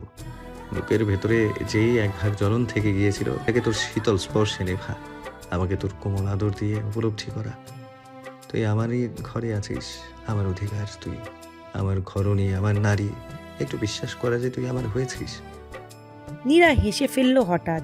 রাগের লাভা নিভে গিয়ে ঠোঁটে ফুটে উঠল সুখ সুখ হাসি। কিছুক্ষণ মায়াবায়া দৃষ্টিতে চেয়ে থেকে নাবিলের খোঁচা খোঁচা দাড়িতে ঠোঁট ছুঁয়ে বলল, তোমাকে মাঝে মধ্যে এত ভালো লাগে আমার, এত লক্ষ্মী মনে হয়, ইচ্ছে হয় একটা ছোট্ট বাচ্চার মতো কোলে নিয়ে আদর করি, চুমোয় চুমোয় গাল ভরিয়ে দিতে ইচ্ছে হয়। বিশ্বাস করো, তুমি অসম্ভব সুদর্শন নাবিল ভাই। চুমোয় চুমোয় গাল ভরিয়ে দিতে ইচ্ছা করে। নাবিল ঝড়ের গতিতে লাফিয়ে উঠল কথাটা শোনা মাত্রই। নীরা থতমত খায় কিছুটা। কি হলো আবার? কি বললি? আরেকবার বল। Once again. তোর আমাকে চুমু খেতে ইচ্ছে করছে আসলেই? বলেই নিজের গাল পেতে দিল নাবিল। বলল, এই যে নে গাল, খা চুমু। আমার গাল এখন থেকে পরিপূর্ণভাবে তোর। চাইলে কেটে আঁচলে বেঁধে রাখতে পারিস। যখন ইচ্ছা হবে জাস্ট খুলে টপাটপ চুমু খাবি। ইচ্ছে হলে আমার কলিজাটাও কেটে নিয়ে যা। তুই বেলা অবেলা আমার কলিজায় চুমু খাচ্ছিস, ভাবতে কি মজা লাগছে। How peaceful. নীরা হতাশ শ্বাস ফেলে কপালে হাত ঠেকিয়ে বসল। হেসে ফেলল সহসাই। রাগ ঝাড়ার বিপরীতে সত্যি সত্যি গালে কতগুলো চুমু খেলো ভীষণ আদর করে। কিছুটা প্রশ্রয় পেয়ে নাবিল জন্মলগ্ন শিশুর মতো চোখ বুজে নিজেকে সঁপে দিল। বিড়ালের মতো লুফে নিল সবটুকু আদর। জড়িয়ে ধরল কেবল আহ্লাদ করে। নীরা হাসে। বুকে থাকা ওর মাথাটায় হাত বুলাতে বুলাতে বলে, আমি তোমাকে খুব ভালোবাসি নাবিল ভাই। তোমাকে আমি পাহাড়ের মতো ভালোবাসি। তোমাকে ভালোবাসতে না পারার মুহূর্ত যদি কোনোদিন আসে, আমি সত্যি মরে যাব তোমাকে ভালো না বাসতে পারার আক্ষেপ নিয়ে। আমার সবটুকু আয়ু তোমার হোক। নাবিল মায়াবতীর দিকে চেয়ে থাকে মধুর দৃষ্টিতে। এত মিষ্টি করে কথা বলে মেয়েটা। তোর আয়ু আমার লাগবে না, বরং আমার সবটুকুই তোর হোক, ভালোবাসা, সুখ, জীবন সব। বলেই কোন মুহূর্তে ডুবে হাত কোথায় নিয়ে গেল কে জানে। ওর শাড়ির ভাঁজে নিজের উদ্দাম পুরুষালী হাতের বিচরণ নিভৃতে ঘটাতেই নীরা সহসাই ভীত ধরা রোগীর মতো কেঁপে কেঁপে বড় বড় চোখ করে তাকায়। উত্তেজনায় ছিটকে সরে যেতে নিতেই নাবিল তাৎক্ষণিক ঝড়ের গতিতে উঠে এক থাবায় ওর আঁচল টেনে ধরে বলল, আর পালাবি না, কাছে আয়। নীরা ঘাড়ে হাত রেখে শাড়ি বাঁচানোর প্রচেষ্টায় চায় করুণ করে অসহায় চোখে। নাবিলের দৃষ্টি তখনও তেমনই প্রকাশিত, বেলাজ, অশান্ত, ধারালো। ঠোঁটে স্থায়ী রইল সেই পরিচিত দুষ্টু হাসি। সেই নির্লজ্জ হাসি স্থির রেখে আঁচল টানতে টানতে নিজের কাছে টেনে আনল লাজুক লতাকে। ওর বিক্ষিপ্ত চুলগুলো মুখের সামনে এসে নীরার কোমল গাল স্পর্শ করতেই ঢাকঢোলের মতো ওঠানামা করতে শুরু করলো মেয়েটার স্থির হৃৎপিণ্ড। কোথা হতে মধুর এক টুকরো শীতল বাতাস তার নারীসুলভ শরীরকে ছুঁয়ে দিয়ে সর্বাঙ্গে শিহরণ তৈরি করলো অবাধ্য ভূমিকম্পের ন্যায়। নাবিল স্পষ্ট টের পায় ওর নিঃশ্বাসের গতি। প্রগাঢ় হয় তার ঠোঁটের বাঁকা হাসি। চোখ মুখে শয়তানি হাসি বজায় রেখে বলল, যত নিজেকে গুটাবি তত লজ্জা বাড়াবো। আবারও বলছি, প্রশ্রয় দে, নয়তো আমাকে ঠেকানোর মতো ক্ষমতা তোর নেই। নীরা মুখ তুলে আবারও চাইল সেই বেপরোয়া চোখ জোড়ায়। চোখের কোটরে পৈশাসিক আনন্দ উপচে পড়ছে শয়তান তার। এই ছেলেটাকে কে শোনাবে নীরার বুকের তীব্র প্রলয় দহন? কে বোঝাবে? সে ছুঁয়ে দিলেই নীরা আরক্ত হয়ে যাচ্ছে সবুজ লাজুকলতার হয়ে। নীরার ভেতরের তোলপাড় কে জানাবে লোকটাকে? ইস, এত লজ্জা, এত লজ্জা, এত লজ্জা! লোকটার স্পর্শ এত অবাধ্য। চুমুখা, এই যে এখানে। নিজের ওষ্ঠদয়ে আঙুল বুলিয়ে ইশারা করলো নাবিল। নীরা চমকে তাকালো। কি বলছে অসভ্য লোকটা! ছি! নীরার মতিগতিতে হেলদোল না দেখে নাবিল আকস্মিক কোমর টেনে বুকের সঙ্গে ওকে মিশিয়ে বলল, মাথায় সব নষ্ট চিন্তা ঘুরছে? চুমুটা না খেয়ে আমাকে অবাধ্য করার উদ্দেশ্য তোর? নীরা ঝড়ের গতিতে দুদিকে মাথা দোলায়। নাবিল ওর মুখের কাছে মুখ নিয়ে চোখ বুজে বলে, চুমুটা খা তাহলে। ধ্যাৎ, খা তো ভাই, মজা আছে। এর আগে ট্রাই করেছি না। কি আশ্চর্য লোক! এমনভাবে চুমু খাবার কথা বলছে যেন চুমু নয়, নীরাকে সে খাওয়াতে চাচ্ছে খুব সুস্বাদু একটা ডেয়ারি মিল্ক চকলেট। নাকের সামনে মানুষটার পুরুষালী নিঃশ্বাস পড়ছে ধীর গতিতে। নীরা বিপদ আশঙ্কা বুঝে কাঁপা কাঁপা হাতে গাল স্পর্শ করে ওর। নাবিল হাসে মুচকি, ওষ্ঠদয় এগিয়ে দেয় আরও কিছুটা। তার ঠোঁটের সম্মুখে মুখ নিয়েও অকস্মাৎ থেমে যায়। নাবিল ভ্রু কুঁচকে চায়। কিছু বলার পূর্বেই নীরা মাথা নুয়ে বলে, আমি পারবো না, মরে যাচ্ছি আমি, লজ্জায় আমার মাথা ঘুরছে নাবিল ভাই। বলে কি মেয়েটা লজ্জায় মাথা ঘুরছে? নাবিল হাসল নিঃশব্দে। বোকা নিরু, ভীতু নিরু। কানের কাছে মুখ নিয়ে শুধালো। তাহলে? নীরা মাঝপথে থামিয়ে চোখে চোখ রেখে বলল, আমি আটকাবো না তোমায়। আটকাবি না বললে হবে না, প্রশ্রয়ও চাই, রাজি? নীরা শির নুয়ে নিশ্চুপ লজ্জা আড়াল করল নিজের। নীরবতা থেকেই সম্মতি জানালো গোপনে। মধ্যরাত। চাঁদ যখন তার আপন মহিমা প্রদর্শনে ব্যস্ত, তখন পৃথিবীর সমস্ত নীরবতার সুযোগ লুফে নিয়ে তৃষ্ণার্ত বয়সের কামনা মেটাবার জন্য পাগল প্রায় হয়ে উঠল একটা বেয়ারা পুরুষ। লজ্জাবতীর ঠোঁটের গোলাপি ভাব উবে গিয়ে তাতে রক্ত জমে স্পষ্ট হয়েছে গাঢ় লাল আভা ইতিমধ্যেই। শরীরে পড়েছে কালো দাগ। ভূমিকম্পের ন্যায় শিহরণ বয়ে গিয়েছিল পুরোটা সময় নীরার নরম লাজুক দেহপৃষ্ঠে। পুরোটা সময় ওদের নিঃশব্দ আশকারা প্রশ্রয় যোগাযোগ হয়েছিল কেবল চোখে চোখেই। ব্যক্ত করেছিল হৃদয়ে পুষে রাখা সকল অনুচারিত ভালোবাসা। বিপরীতে পেয়েছিল প্রেয়সীর নীরব সম্মতি। নীরা উপলব্ধি করে এই লোকটা একটা উন্মাদ ঘোড়া, সে একটা ঝড়। নীরা আরও উপলব্ধি করে এই ছেলের স্পর্শের ভাষা তার কথার চেয়েও প্রখর। তার চোখে যোগাযোগ পৃথিবীর সমস্ত নেশাকে হার মানাতে সক্ষম। সে দামানলের ওই তপ্ত অগ্নিশিখা, যার একটু ছোঁয়ায় নীরার সর্বাঙ্গে এক নিমিষেই জ্বলে যায়। এই দস্যি ছেলে নীরার মনে হৃদয় দহন ঘটাতে ঘটাতে কখন যে মনোমুগ্ধের মতো ওকে বশীভূত করে ফেলেছিল নীরা জানে না। শুধু জানে এই ছেলে একটা নেশা, যাকে ভালোবেসে নারীত্বের সকল আবেগ অনায়াসে ঢেলে দেওয়া যায়। যুগের পর যুগ কাটিয়ে দেওয়া যায় এই অগোছালো ছেলেটার স্পর্শ সর্বাঙ্গে বহন করে। তার দিকে 100 কোটি বছর চেয়ে থাকলেও ফুরাবে না তৃপ্তি। তাকে সম্ভবত আজন্ম ভালোবাসা চায় অকাল্প রিলসভাবে। পূর্ণচন্দ্রকে সাক্ষী রেখে সেই যৌবনের সমস্ত ব্যাকুলতা নিভিয়ে শেষ নিঃশ্বাসটুকু ছাড়ল প্রেয়সীর বিক্ষিপ্ত বিধ্বস্ত মুখের কাছে। দৃষ্টি বিনিময় হতেই পৃথিবীর সমস্ত প্রশান্তি বুকে বয়ে হাসে দুজন একসাথে। নাবিল কানের কাছে মুখ ডুবিয়ে বলে, আই লাভ ইউ।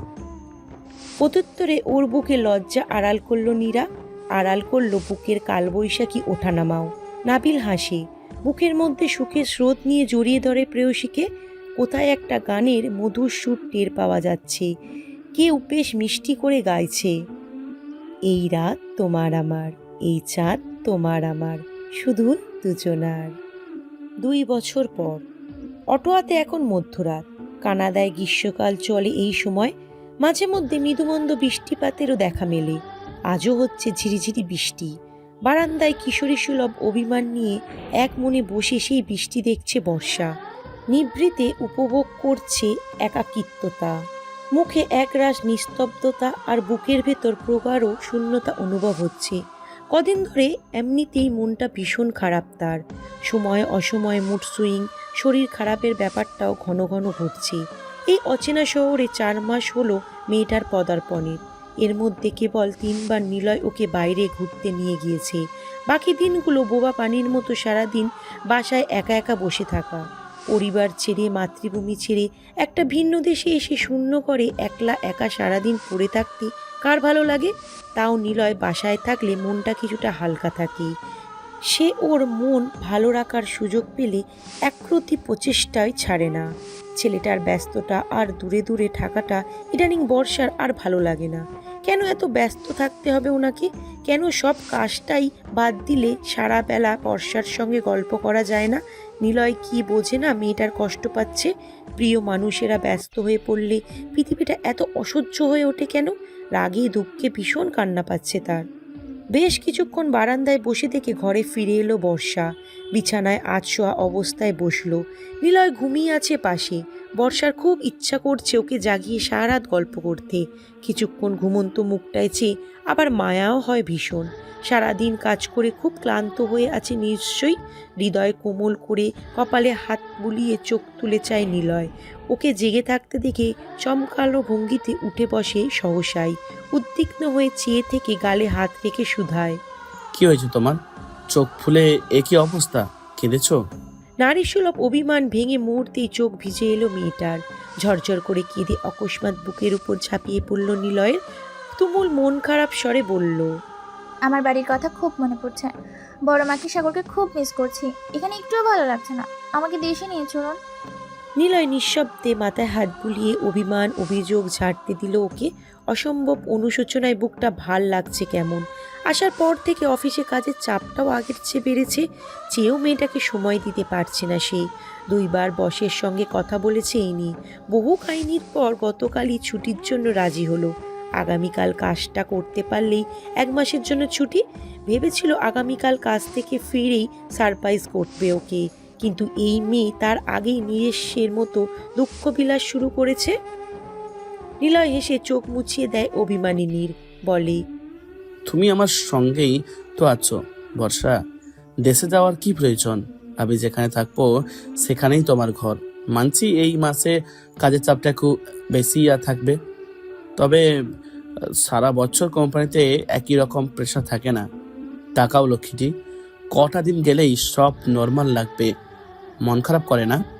বর্ষা কান্না থামিয়ে টি-শার্ট খামচে ধরল ওর।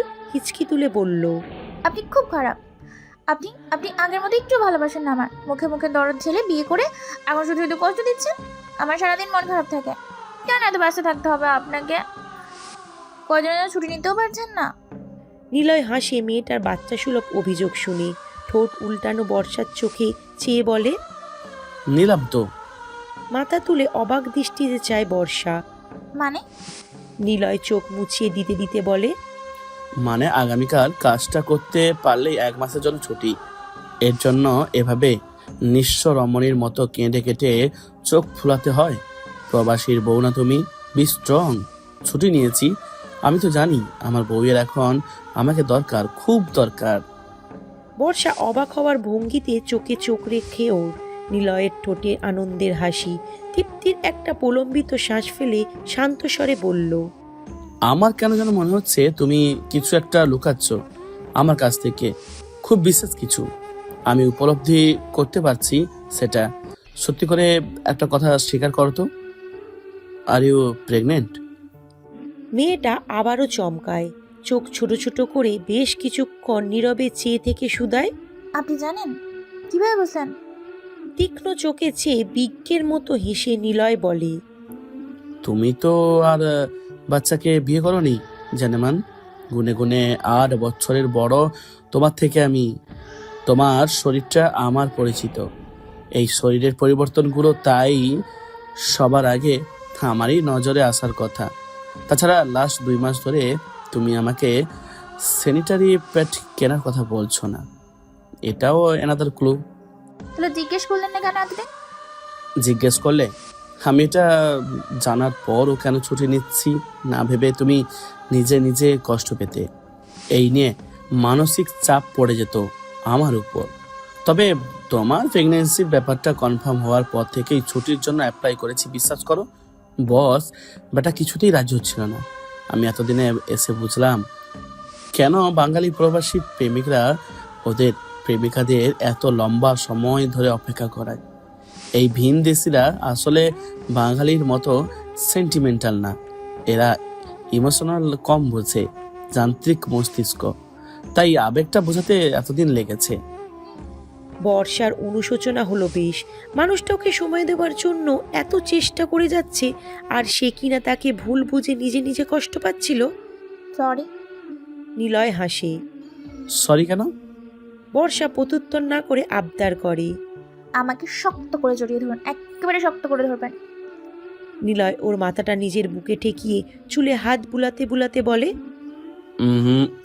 শক্ত করে তো আর ধরা যাবে না এখন থেকে। আমার বাবুটা ব্যথা পাবে, ওকে ব্যথা দেওয়ার কিচ্ছুতেই যাবে না। বর্ষা ওর পুরুষালী প্রশস্ত বুকে নিঃশ্বাস ছাড়তে ছাড়তে হাসে প্রাণ ভরে, বলে, আমার এখন নিজেকে খুব সুখী সুখী মনে হচ্ছে। এতদিন অভিমান থেকে চেপে গিয়েছিলাম কথাটা, এখন মনে হচ্ছে কেন আগে জানালাম না আপনাকে। আপনি যেভাবে আমাকে বুঝেন আমি আপনাকে ওইভাবে বুঝতে পারি না নিলয়, শুধু ভুল বুঝি। নিলয় চুপচাপ শুনে হাসে, বলে, তোমার আর অভিমান করার অধিকার আছে বর্ষা। তুমি অনেক কিছুই প্রাপ্য আমার কাছ থেকে, আশানুরূপ কিছুই করতে পারছি না তোমার জন্য। তবে চিন্তা করো না, এই জবটা আমি এমনিতেও আর বেশি দিন কন্টিনিউ করব না। তোমাকে সময় দিতে না পারলে আমার এত কাজ দিয়ে কি হবে? অনেক আশা নিয়ে আমার হয়েছো, তোমাকে ভালো রাখাটাই আমার একমাত্র উদ্দেশ্য হওয়া উচিত। মোটা অঙ্কের স্যালারির চাকরি নিয়ে চিন্তা নেই, আর একটা জব পেয়েছি, স্যালারি খারাপ না। আমাদের 3 জনের সংসার বেশ আয়েস করেই কেটে যাবে। বর্ষার বুক ভার হয়ে আসে অদ্ভুত এক সুখ সুখ প্রশান্তিতে। সে প্রত্যুত্তর করে না, নিশ্চুপ মাথা গুজে রাখে তার প্রিয় পুরুষের বক্ষ পিঞ্জরে। অনুভব করে এই ছেলেটা তার জীবনে না এলে পৃথিবীকে আজীবন ভীষণ রংচটা লাগতো। সে মাথায় হাত না বুলালে বহু অভিমান অভিযোগ এমনিতেও কুড়ে কুড়ে খেত তার সরল নারীসত্তাকে। এই মানুষটার সঙ্গে কাকতালীয়ভাবে দেখা হওয়াটা বর্ষার জীবনের সবচেয়ে সুন্দরতম ব্যাপার। বর্ষা ভাবে, নিলয়ের সঙ্গে তার কখনোই তো দেখা হওয়ার কথা ছিল না এভাবে। বিধাতা বুঝি এমনই কাকতালীয়তার মনুষ্য প্রাণের মিলন ঘটিয়ে থাকে, যার সঙ্গে যার গন্তব্য পৃথিবীর অপরিচিত কোণ থেকে হলেও তাকে উঠিয়ে এনে দেখা করায়। জোড়া মিলিয়ে থাকেন এভাবেই, আকস্মিক ঘটনায় দমকা হাওয়ার মতো। থেমে থেমে বৃষ্টি হচ্ছে ভোর থেকে। আষাঢ়ের পূর্বটার নীরব বর্ষণ চললেও শ্রাবণে তার রূপ নিয়েছে ক্যাটস অ্যান্ড ডগ হয়ে। গত 3 দিন ধরে বৃষ্টিতে ভিজে ভিজে বাড়ি ফিরে কাশি বাঁধিয়েছে শাওন। ছেলেটা ইদানিং যা হাড়কিপ্টে হয়েছে অসুখ বিসুখ হলে থম মেরে শুয়ে কাজে চলে যাবে। ডাক্তার ফাক্তার দেখাতে তার যত কিপটামি। ইমু রাত থেকে কানের সামনে ঘ্যানম্যান করে নাস্তানুবোধ করে দিচ্ছে। তবে এই ছেলের হেলদোল দেখা গেল না বিশেষ। সাধারণত জ্বর সেরে যাবে, একটুকুনির জন্য ডাক্তার ফাক্তার দেখিয়ে কাজ নেই। কিন্তু ইমু তো ইমুই, সে তো আর ছাড়ার পাত্রী নয়। আজ যে ডাক্তার না দেখিয়ে বাসায় ফিরলে তার রক্ষা নেই, সেও বোধ করি শাওন বেচারা হাড়ে হাড়েই জানে। গ্যাসের চুলায় গরম পানি দপদপ করে ফুটছে। 2 চামচ চা ঢেলে ইমু হাঁক ছাড়ল। আপনার ছেলে গোসল করে বেরিয়েছে আম্মা, মেঘার নাস্তাটাও একসাথে দিয়ে দিই। রেহনুমা ব্লাউজে ছুঁই চালাতে চালাতে বললেন, মেঘার তো আজকের কলেজ বন্ধ মা। এই মেয়ে আজ 12টায় আগে উঠবে না। আমি আর তোমার শ্বশুর নাস্তা করছি, শাওনকে দিয়ে তুমিও বসে পড়ো ওর সাথে। খাবার টেবিলে বসেও এক নাগাড়ে কেসে যাচ্ছে শাওন।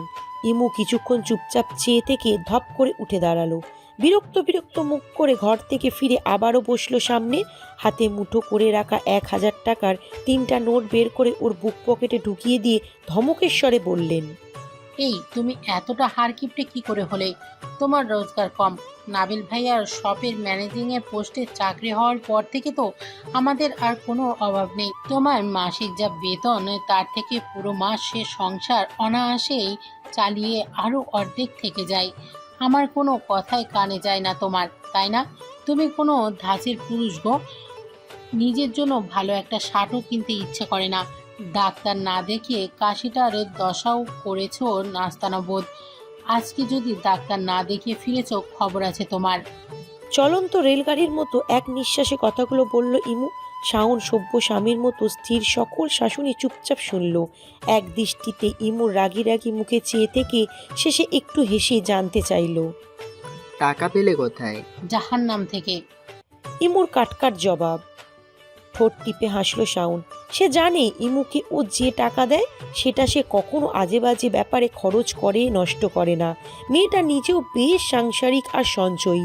শাওন দুষ্টুমি করে টিপ্পনি কেটে বলল, জাহান নামে আমার বউয়ের জন্য টাকা পয়সা কোনো সহৃদয়বান ব্যক্তি রেখে দিয়েছে বলো তো? মানবতার এমন বিরল দৃষ্টান্ত দেখে ভারী অবাক হচ্ছি। তাছাড়া তুমি নিজেকে এত পাপী কেন মনে করছো সোনা? খামোখা জাহান নামে কেন যাবে তুমি? তোমার স্বামী তোমার উপর পূর্ণ সন্তুষ্ট। স্বামীকে যে ভালো রাখে আল্লাহ তাকে খুব পছন্দ করে। চিন্তা করো না, স্বামীর দোয়ায় জান্নাতেই যাবে তুমি। ইমু অগ্নিদৃষ্টি নিক্ষেপ করলো আবারও। জবাবের প্রসঙ্গে পাল্টে বলল, লাঞ্চে কি দেবো আজকে? তোমার তাতানো ঝাল, ঝালঝাড়ি আর রূপের আগুন উইথ এক্সট্রা সস। রেগে যেতে নিয়েও আকস্মিক হেসে দিল ইমু। অল্পতে সুখী হওয়া নরম হৃদয়ের পুরুষের নিষ্পাপ মুখে চেয়ে বলল, আজকে বিরিয়ানি রান্না করব, রাতে তাড়াতাড়ি এসো। আজ তো কাজের প্রেশারটা বেশি বিবিজান। তোমার বান্ধবীর তো আজকে জন্মদিন। বান্ধবীর জামাই সম্ভবত তার জন্য কিছু একটা প্ল্যান করেছে। প্রাণের বন্ধুর চিন্তা কমাতে আমাকে আজকে একটু দেরি করে আসতে হবে। তুমি খেয়ে দিয়ে শুয়ে পড়ো। ইমু ক্যালেন্ডারে খেয়াল করে চোখ বুলিয়ে দেখল আজ জুলাইয়ের 6 তারিখ। সাংসারিক ব্যস্ততার নীরার জন্মদিনের কথাটা সে প্রায় ভুলেই গিয়েছিল। উইশ করা হয়নি ওকে। কখন ফিরবে? 12টা তো বাজবেই। ঠিক আছে, তুমি কাজ সেরে আসো, আমি অপেক্ষা করব। শাওন হতাশ শ্বাস ফেলে ব্যস্ত হয়ে টেবিল গোছানো ইমুর দিকে চায় শান্ত নয়নে। মেয়েটাকে হাজার বলেও ফায়দা হবে না। সে জানে বিয়ের পর থেকে এই মেয়ে কখনো শাওনকে ছাড়া রাতের খাবার খায় না। মাঝরাত হলে সে সেই পর্যন্তই না খেয়ে বসে থাকবে। মেয়েটার পেলব মুখখানায় তাকালে শাওনের মাঝে মধ্যে খুব মায়া হয়। বিনা অভিযোগে বিনা চাহিদায় কত সহজভাবে সংসারটাকে গুছিয়ে নিয়েছে ইমুটা। মুহূর্তেই মনে পড়ে গেল ওকে প্রথম দেখার দিনটার কথা। সেদিন প্রথম বর্ষে ভর্তি হওয়ায় ইমুদের ওরিয়েন্টেশন প্রোগ্রাম ছিল ক্যাম্পাসে। সবুজ রঙের একটা জামদানি শাড়ি পরে বান্ধবীদের সঙ্গে সে কি আড্ডা হাসি তার! পৃথিবীর সকল নীরবতা ভেঙে খিলখিল করে হাসছিল মেয়েটা। চঞ্চলার ওই হাসির শব্দটুকু ভ্রমের মতো টানছিল তাকে।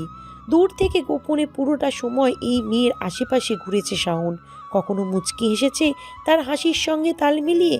তবে কোনো দিন কিছু ভেবেছিল এই দস্যি মেয়ে ইমু তার ঘরণী হবে? ভেবেছিল কি নাকের ডগায় তেজের প্রলাপ ছাড়ল মেয়েটাও শান্ত নদীর মতো সামলাবে শাওনের ছোট্ট সংসার, ছোট্ট জীবন? ভাবেনি। প্রকৃতি অনেক সময় আমাদের ভাবনার গণ্ডি পার করেই বহু কিছু ঘটিয়ে ফেলে। অপ্রত্যাশিত স্বপ্নগুলো কেমন নিঃশব্দে পূরণ করে দেয়। কোনো চড়াই উতরাই ছাড়াই কেউ কেউ পায় ভালোবাসার মতো ভালোবাসা, যেমনটা পেল শাওন।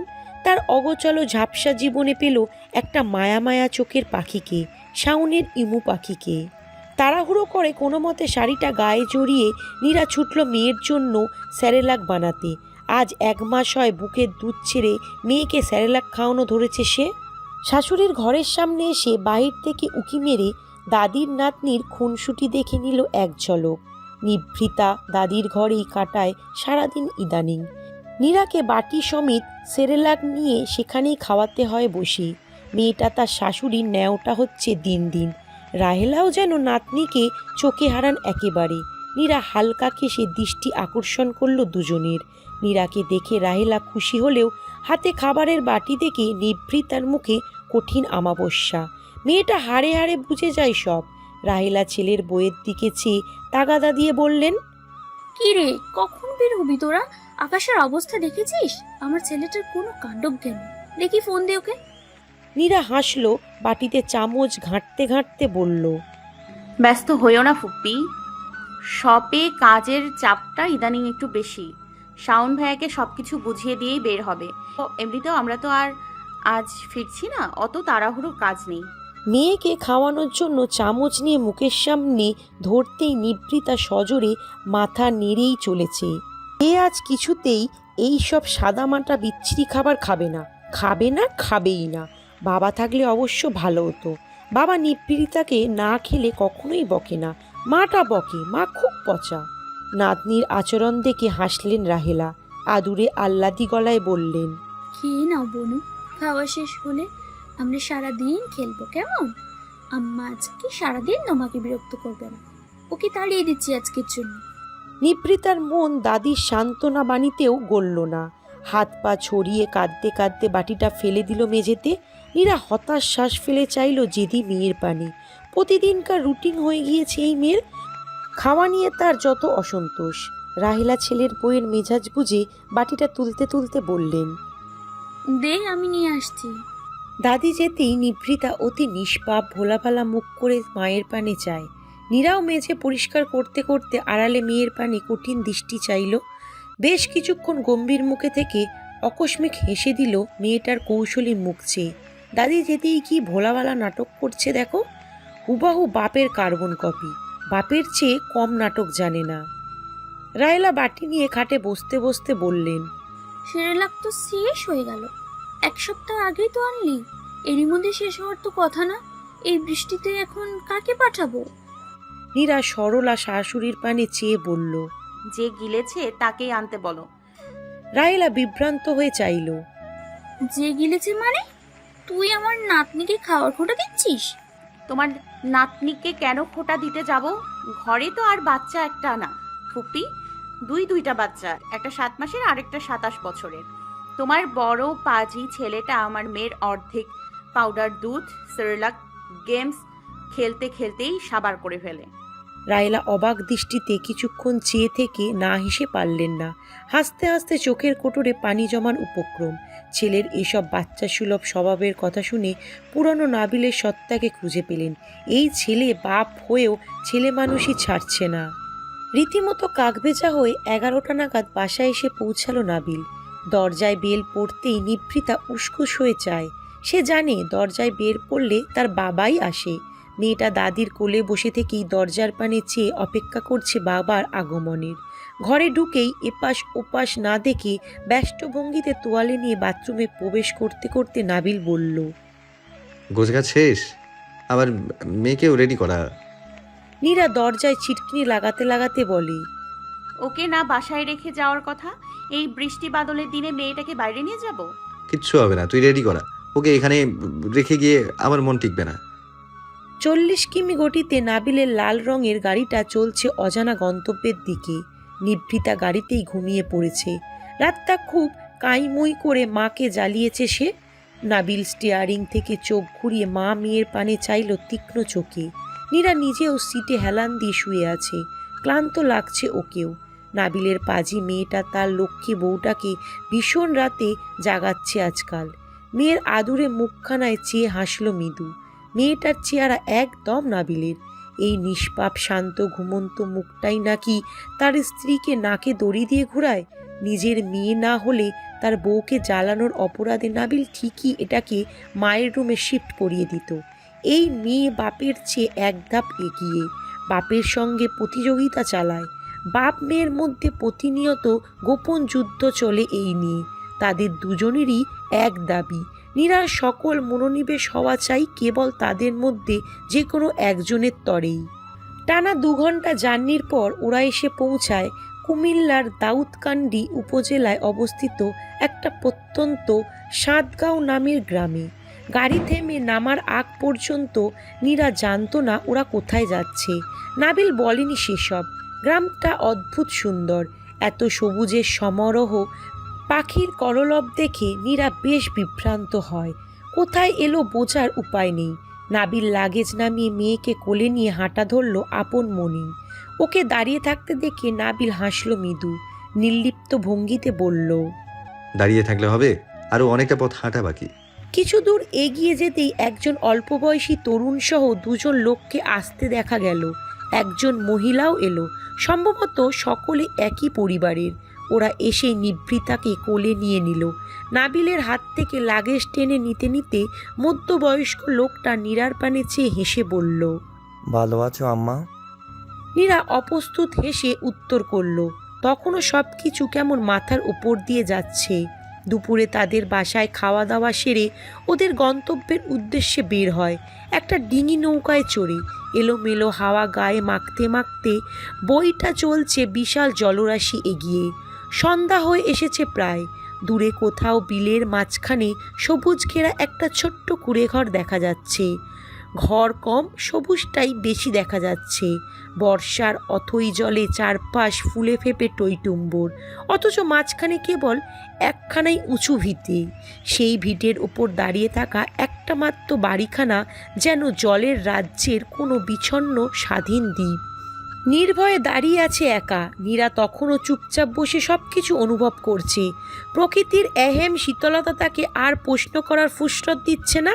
নৌকাটা একটু একটু করে যত বাড়িটার নিকটে আসতে শুরু করছে, তত বাড়ির উঠোনের আয়তনটা বড় মনে হচ্ছে। পাড়ে এসে খুব সাবধানে নেমে দাঁড়ায় ওরা। নৌকায় যে 2 জন ওদের সাথে এসেছিল তারা সব কিছু ওদের বুঝিয়ে দিয়ে নৌকা সমেত আবার ফিরে গেল ওপারে। বাইরের কমলারঙা বাল্বের আলোয় নীরা ঘুরে ঘুরে পুরোটা জায়গা দেখল। প্রায় 30% জায়গার উপর ছোট্ট কুঁড়েঘরটার অবস্থান। ঘরের সামনে বিশাল বড় উঠান, তার সামনে একটা ছোট্ট পুকুর। পুকুরের সিঁড়িগুলোতেও খুব সূক্ষ্ম 90 দশকের ব্যবহার উপলব্ধি করা যাচ্ছে। নাবিল মেয়েকে ঘরে নিয়ে শোয়াতে শোয়াতে নীরা আরেকবার ঘুরে ঘুরে দেখল সব। বাড়ির সামনের দিকের বাগান থেকে একটা ফুল ছিঁড়ে কানে গুঁজতে গুঁজতে প্রশান্তির শ্বাস টেনে ঘরে ঢুকল। খুব একটা নান্দনিকতার ঝঞ্ঝাট নেই সেখানে। ঘরের বিছানা, পালঙ্ক, জানালা, দুয়ার সব কিছুতেই অদ্ভুত এক সারল্য ভাব। নীরা ছুঁয়ে ছুঁয়ে দেখল ঘরের মাটি, বাঁশ, খড় কুটোয় দেয়ালগুলো। আশ্চর্যজনক মাটি মাটি সরল প্রশান্তির সুবাস এতে। কবি সাহিত্যিকরা তাদের কলমের শিল্পে এসব বাড়িকেই তো দারিদ্রতার দবলে শান্তির প্রতীক হিসাবে চিহ্নিত করে থাকেন। চিহ্নিত করেন সহজ জীবন, ভালোবাসার আশ্রয় হিসাবেও। এসব দেখতে দেখতে অদ্ভুত এক প্রশান্তিতে নীরার চোখ বুজে ভিজে এলো। অতিরিক্ত আনন্দের দরুন বুক ছিঁড়ে অচিরেই কান্না বেরিয়ে আসতে নিতেই একটা শক্তপোক্ত হাত পেছন থেকে খুব দায়িত্ব নিয়ে আলিঙ্গন করে না রুখে দিল। ঘাড়ে থুতনি ঠেকিয়ে গম্ভীর স্বরে শুভেচ্ছা জানানোর স্বরে বলল, শুভ জন্মদিন। নীরা ঘাড় ঘুরিয়ে চায় নাবিলের সৌম্য সুদর্শন চেহারায়। নাবিল হেসে পকেট থেকে একটা সোনার চিকন বিছে বের করে শাড়ির ভাঁজে হাত ঢুকিয়ে নীরার কোমরে পরিয়ে দিল সেটা। প্রবল উত্তেজনায় মেয়েটার নয়নের সুখের জোয়ার বাদ মানছে না কিছুতেই। নীরা আকস্মিক ওর বুকের ওপর হামলে পড়ল, অশ্রু ঝরাতে ঝরাতে নাক টেনে বলল। আমার জন্মদিন ছিল আজ। নাবিল ওর চোখ মুছে দিতে দিতে বলে, জন্মদিনে উপহার পছন্দ হয়েছে? তো স্বপ্ন ছিল এসব? একটা নির্জন দ্বীপের মতো 8 পৌড়ে বাড়ি, ছোট্ট নিজস্ব পুকুর, মাটির মেঝে, অথই জল, কাঠ কঞ্চির জানালা, সোঁদা মাটির ঘ্রাণ, ফুল, সবুজ বৃষ্টি। টানা 1.5 বছর লেগেছে আমার বাড়িটাকে মনের মতো করে গোছাতে। আমাদের বিয়ের পরপরই অনেক বেছে বেছে আমি এই জায়গাটা কিনেছিলাম। এখানে প্রথম দিন এসেই মন আটকে গিয়েছিল। তোর যে জায়গাটা পছন্দ হবে সেটাও নিশ্চিন্ত ছিলাম। বাকি কাজ সব আম্মুই করেছে, আমি শুধু প্ল্যান দিয়েছি, আর আম্মু এখানে সশরীরে এসে সেটা এক্সিকিউট করেছে। কেমন সলিড শাশুড়ি পেয়েছিস দেখ। আর কেউ করবে ছেলের বউয়ের জন্য এত কিছু? নীরা ফিক করে হেসে দিল হঠাৎ, আবারও কাঁদতে কাঁদতে ঠোঁট উল্টালো, হিচকি তুলে বলল, আমার ফুপ্পিকে জড়িয়ে ধরতে ইচ্ছে করছে খুব খুব। তুমি কেন ফুপ্পিকে একলা রেখে এলে? নাবিল হাসে। তোর ফুপ্পি ছেলে আর ছেলের বউয়ের ব্যক্তিগত মুহূর্তে তদারকি করতে চায় না। মহিলাকে অনেক বলেও রাজি করাতে পারিনি। আবার শাশুড়িটার মতো তার বোনটাও বড্ড একঘেয়ে। ততক্ষণে নিভৃতার ঘুম উবে গিয়েছে পুরোপুরি। বাসার সাদা সাদা দেয়ালের বদলে চোখ মেলে নিজেকে সে আবিষ্কার করলো অদ্ভুত এক জায়গায়। কৌতূহলে চোখ ঘুরিয়ে ঘুরিয়ে চারপাশটা দেখতে দেখতে আকস্মিক চিৎকার করে উঠল। নীরা দৌড়ে গিয়ে মেয়েকে কোলে নিল। নাবিল কোথা হতে একটা কেক বের করে তার উপর একটা ক্যান্ডেল জ্বালিয়ে বিছানার উপর রাখতে রাখতে মেয়েকে কোলে নিয়ে বলল, ক্যান্ডেলে ফু দাও তো বাবা, আজ তোমার আম্মুর জন্মদিন। সে তোমাকে 9 মাস খুব কষ্ট করে তার নাজুক পেটে সামলেছে। আবার ছোট্ট বউটা তোমার জন্য কত কষ্ট করেছে। তোমার বাবাকে, তোমাকে, তোমার দাদিকে যে সবচেয়ে বেশি ভালোবাসে, আজ সেই মহিষী রমণীর জন্মদিন। তোমার বাবার মতো একটা আধ পাগল ছেলেকে যে সহ্য করতে পছন্দ করে, আজ সেই চমৎকার রমণীর জন্মদিন। চলো আমরা তোমার মাম্মাকে উইশ করি, ফু দাও। নিভৃতা বাবার ইশারা বুঝে অপরিপক্ক ঠোঁটে ফু দেয় ক্যান্ডেলে। মেয়ের এই পাখির ঠোঁটের হাওয়ায় এই মোম যে এ যাবৎকালেও নিভবে না তা নীরা ভালোই বুঝলো। স্বামীর হাতের উপর হাত রেখে নিজেই ফু দিয়ে নেভালো তা। ক্যান্ডেলটা নিভে যেতেই বাবা মেয়ে একত্রে মহা আনন্দ নিয়ে হাততালি দিতে লাগলো। নিভৃতা দেখলো বাবা কি চমৎকারভাবে মাম্মাকে নিয়ে কেক কাটছে। কি যেন বুঝে এক গাল হাসলো মেয়েটা। বাবা মাকে এত খুশি দেখে তার ভীষণ ভালো লাগছে। কাঁচা বাজারে সবকিছু আগে থেকে রাখা আছে এখানে। নীরা গ্রাম্য গিন্নির মতো কোমরে আঁচল গুঁজে রাতে মাটির চুলায় ভাত, ডাল, ডিম ভাজা রান্না করলো। রান্না শেষে আয়েশ করে খেলো দুজনে। নিভৃতাকে ঘুম পাড়িয়ে মধ্যরাতে দুজনে বসলো পুকুর ঘাটের পাকা সিঁড়িতে। দক্ষিণা হাওয়ায় উঠছে নীরার সবুজ পাড়ের সাদা শাড়ির আঁচল। চারিদিকে শুনশান নীরবতা আর অদ্ভুত কালো অন্ধকার। ফোঁটা ফোঁটা বৃষ্টি পড়ছে পেলব গায়ে। তবুও যেন পৃথিবীর কোনো অশরীরীদের ভয় নীরাকে ছুতে পারল না, ঘিরে ধরল না কোনো আতঙ্ক চিন্তা। পৃথিবীটাকে আজ বড়ই মধুর লাগছে, কেননা তাকে শক্ত হাতে সামলে রেখেছে একটা নিরাপদ জাদুর পুরুষ। তার সামলানোর হাত নীরার সকল চিন্তা মুছে দেয়। মানুষটা নিজের কাঁধে ওকে মাথা রাখার জায়গা করে দিয়ে বলে, তোর কল্পনার জগৎটা অসম্ভব সুন্দর। আগে যখন এসব ইচ্ছের কথা প্রকাশ করতে উদ্ভট মনে হতো, তবে এখন মনে হচ্ছে তোর স্বপ্নগুলো সাধারণ হলেও এতে স্বর্গীয় আনন্দ লুকিয়ে আছে। এই সাধারণ একটা বাড়িতে আমার যে কখনো মন টিকবে আমি জানতাম না। নীরা হাসে চোখ বুঝে বলে, আমার স্বপ্নগুলোর বাস্তবতাও এত স্বর্গীয় হতো না যদি না তুমি পাশে থাকতে। তুমি আছো বলেই আজ সব রঙিন। এই ইচ্ছেগুলো অন্য কারোর সঙ্গে আমি কখনো পূরণ করার ইচ্ছে পোষণ করতাম না, চেপে রাখতাম। তবে তোমার সঙ্গে করতে ইচ্ছে হয়। মনে হয় আমার সাধারণ ইচ্ছেগুলোও তোমার উপস্থিতিতে সাধারণ হয়ে রূপ নেয়। এই ছোট্ট জীবনে তোমায় নিয়ে আমি সমস্ত কল্পনার জগতের বাস্তবতা ঘটাতে চাই। সমস্ত মানে সমস্ত, কোনো আক্ষেপ রেখে যাওয়ার সুযোগ নেই। নাবিল ওর আঙুলের ভাঁজে ভাঁজে নিজের আঙুলের বিচরণ ঘটাতে ঘটাতে মুচকি হাসে। কোনো অনুমতি ছাড়াই প্রলম্বিত চুমু খায় ঠোঁটে। নীরা বাধা দেয় না। খোলা আকাশের নিচে অষ্টদয়ের মিলন ঘটিয়ে বুকের মধ্যে মুখ গুজে নিজের। রাতের সঙ্গে পাল্লা দিয়ে বৃষ্টির গতি বাড়ছে, তবুও আজ ঘরে ফেরার তাড়া নেই।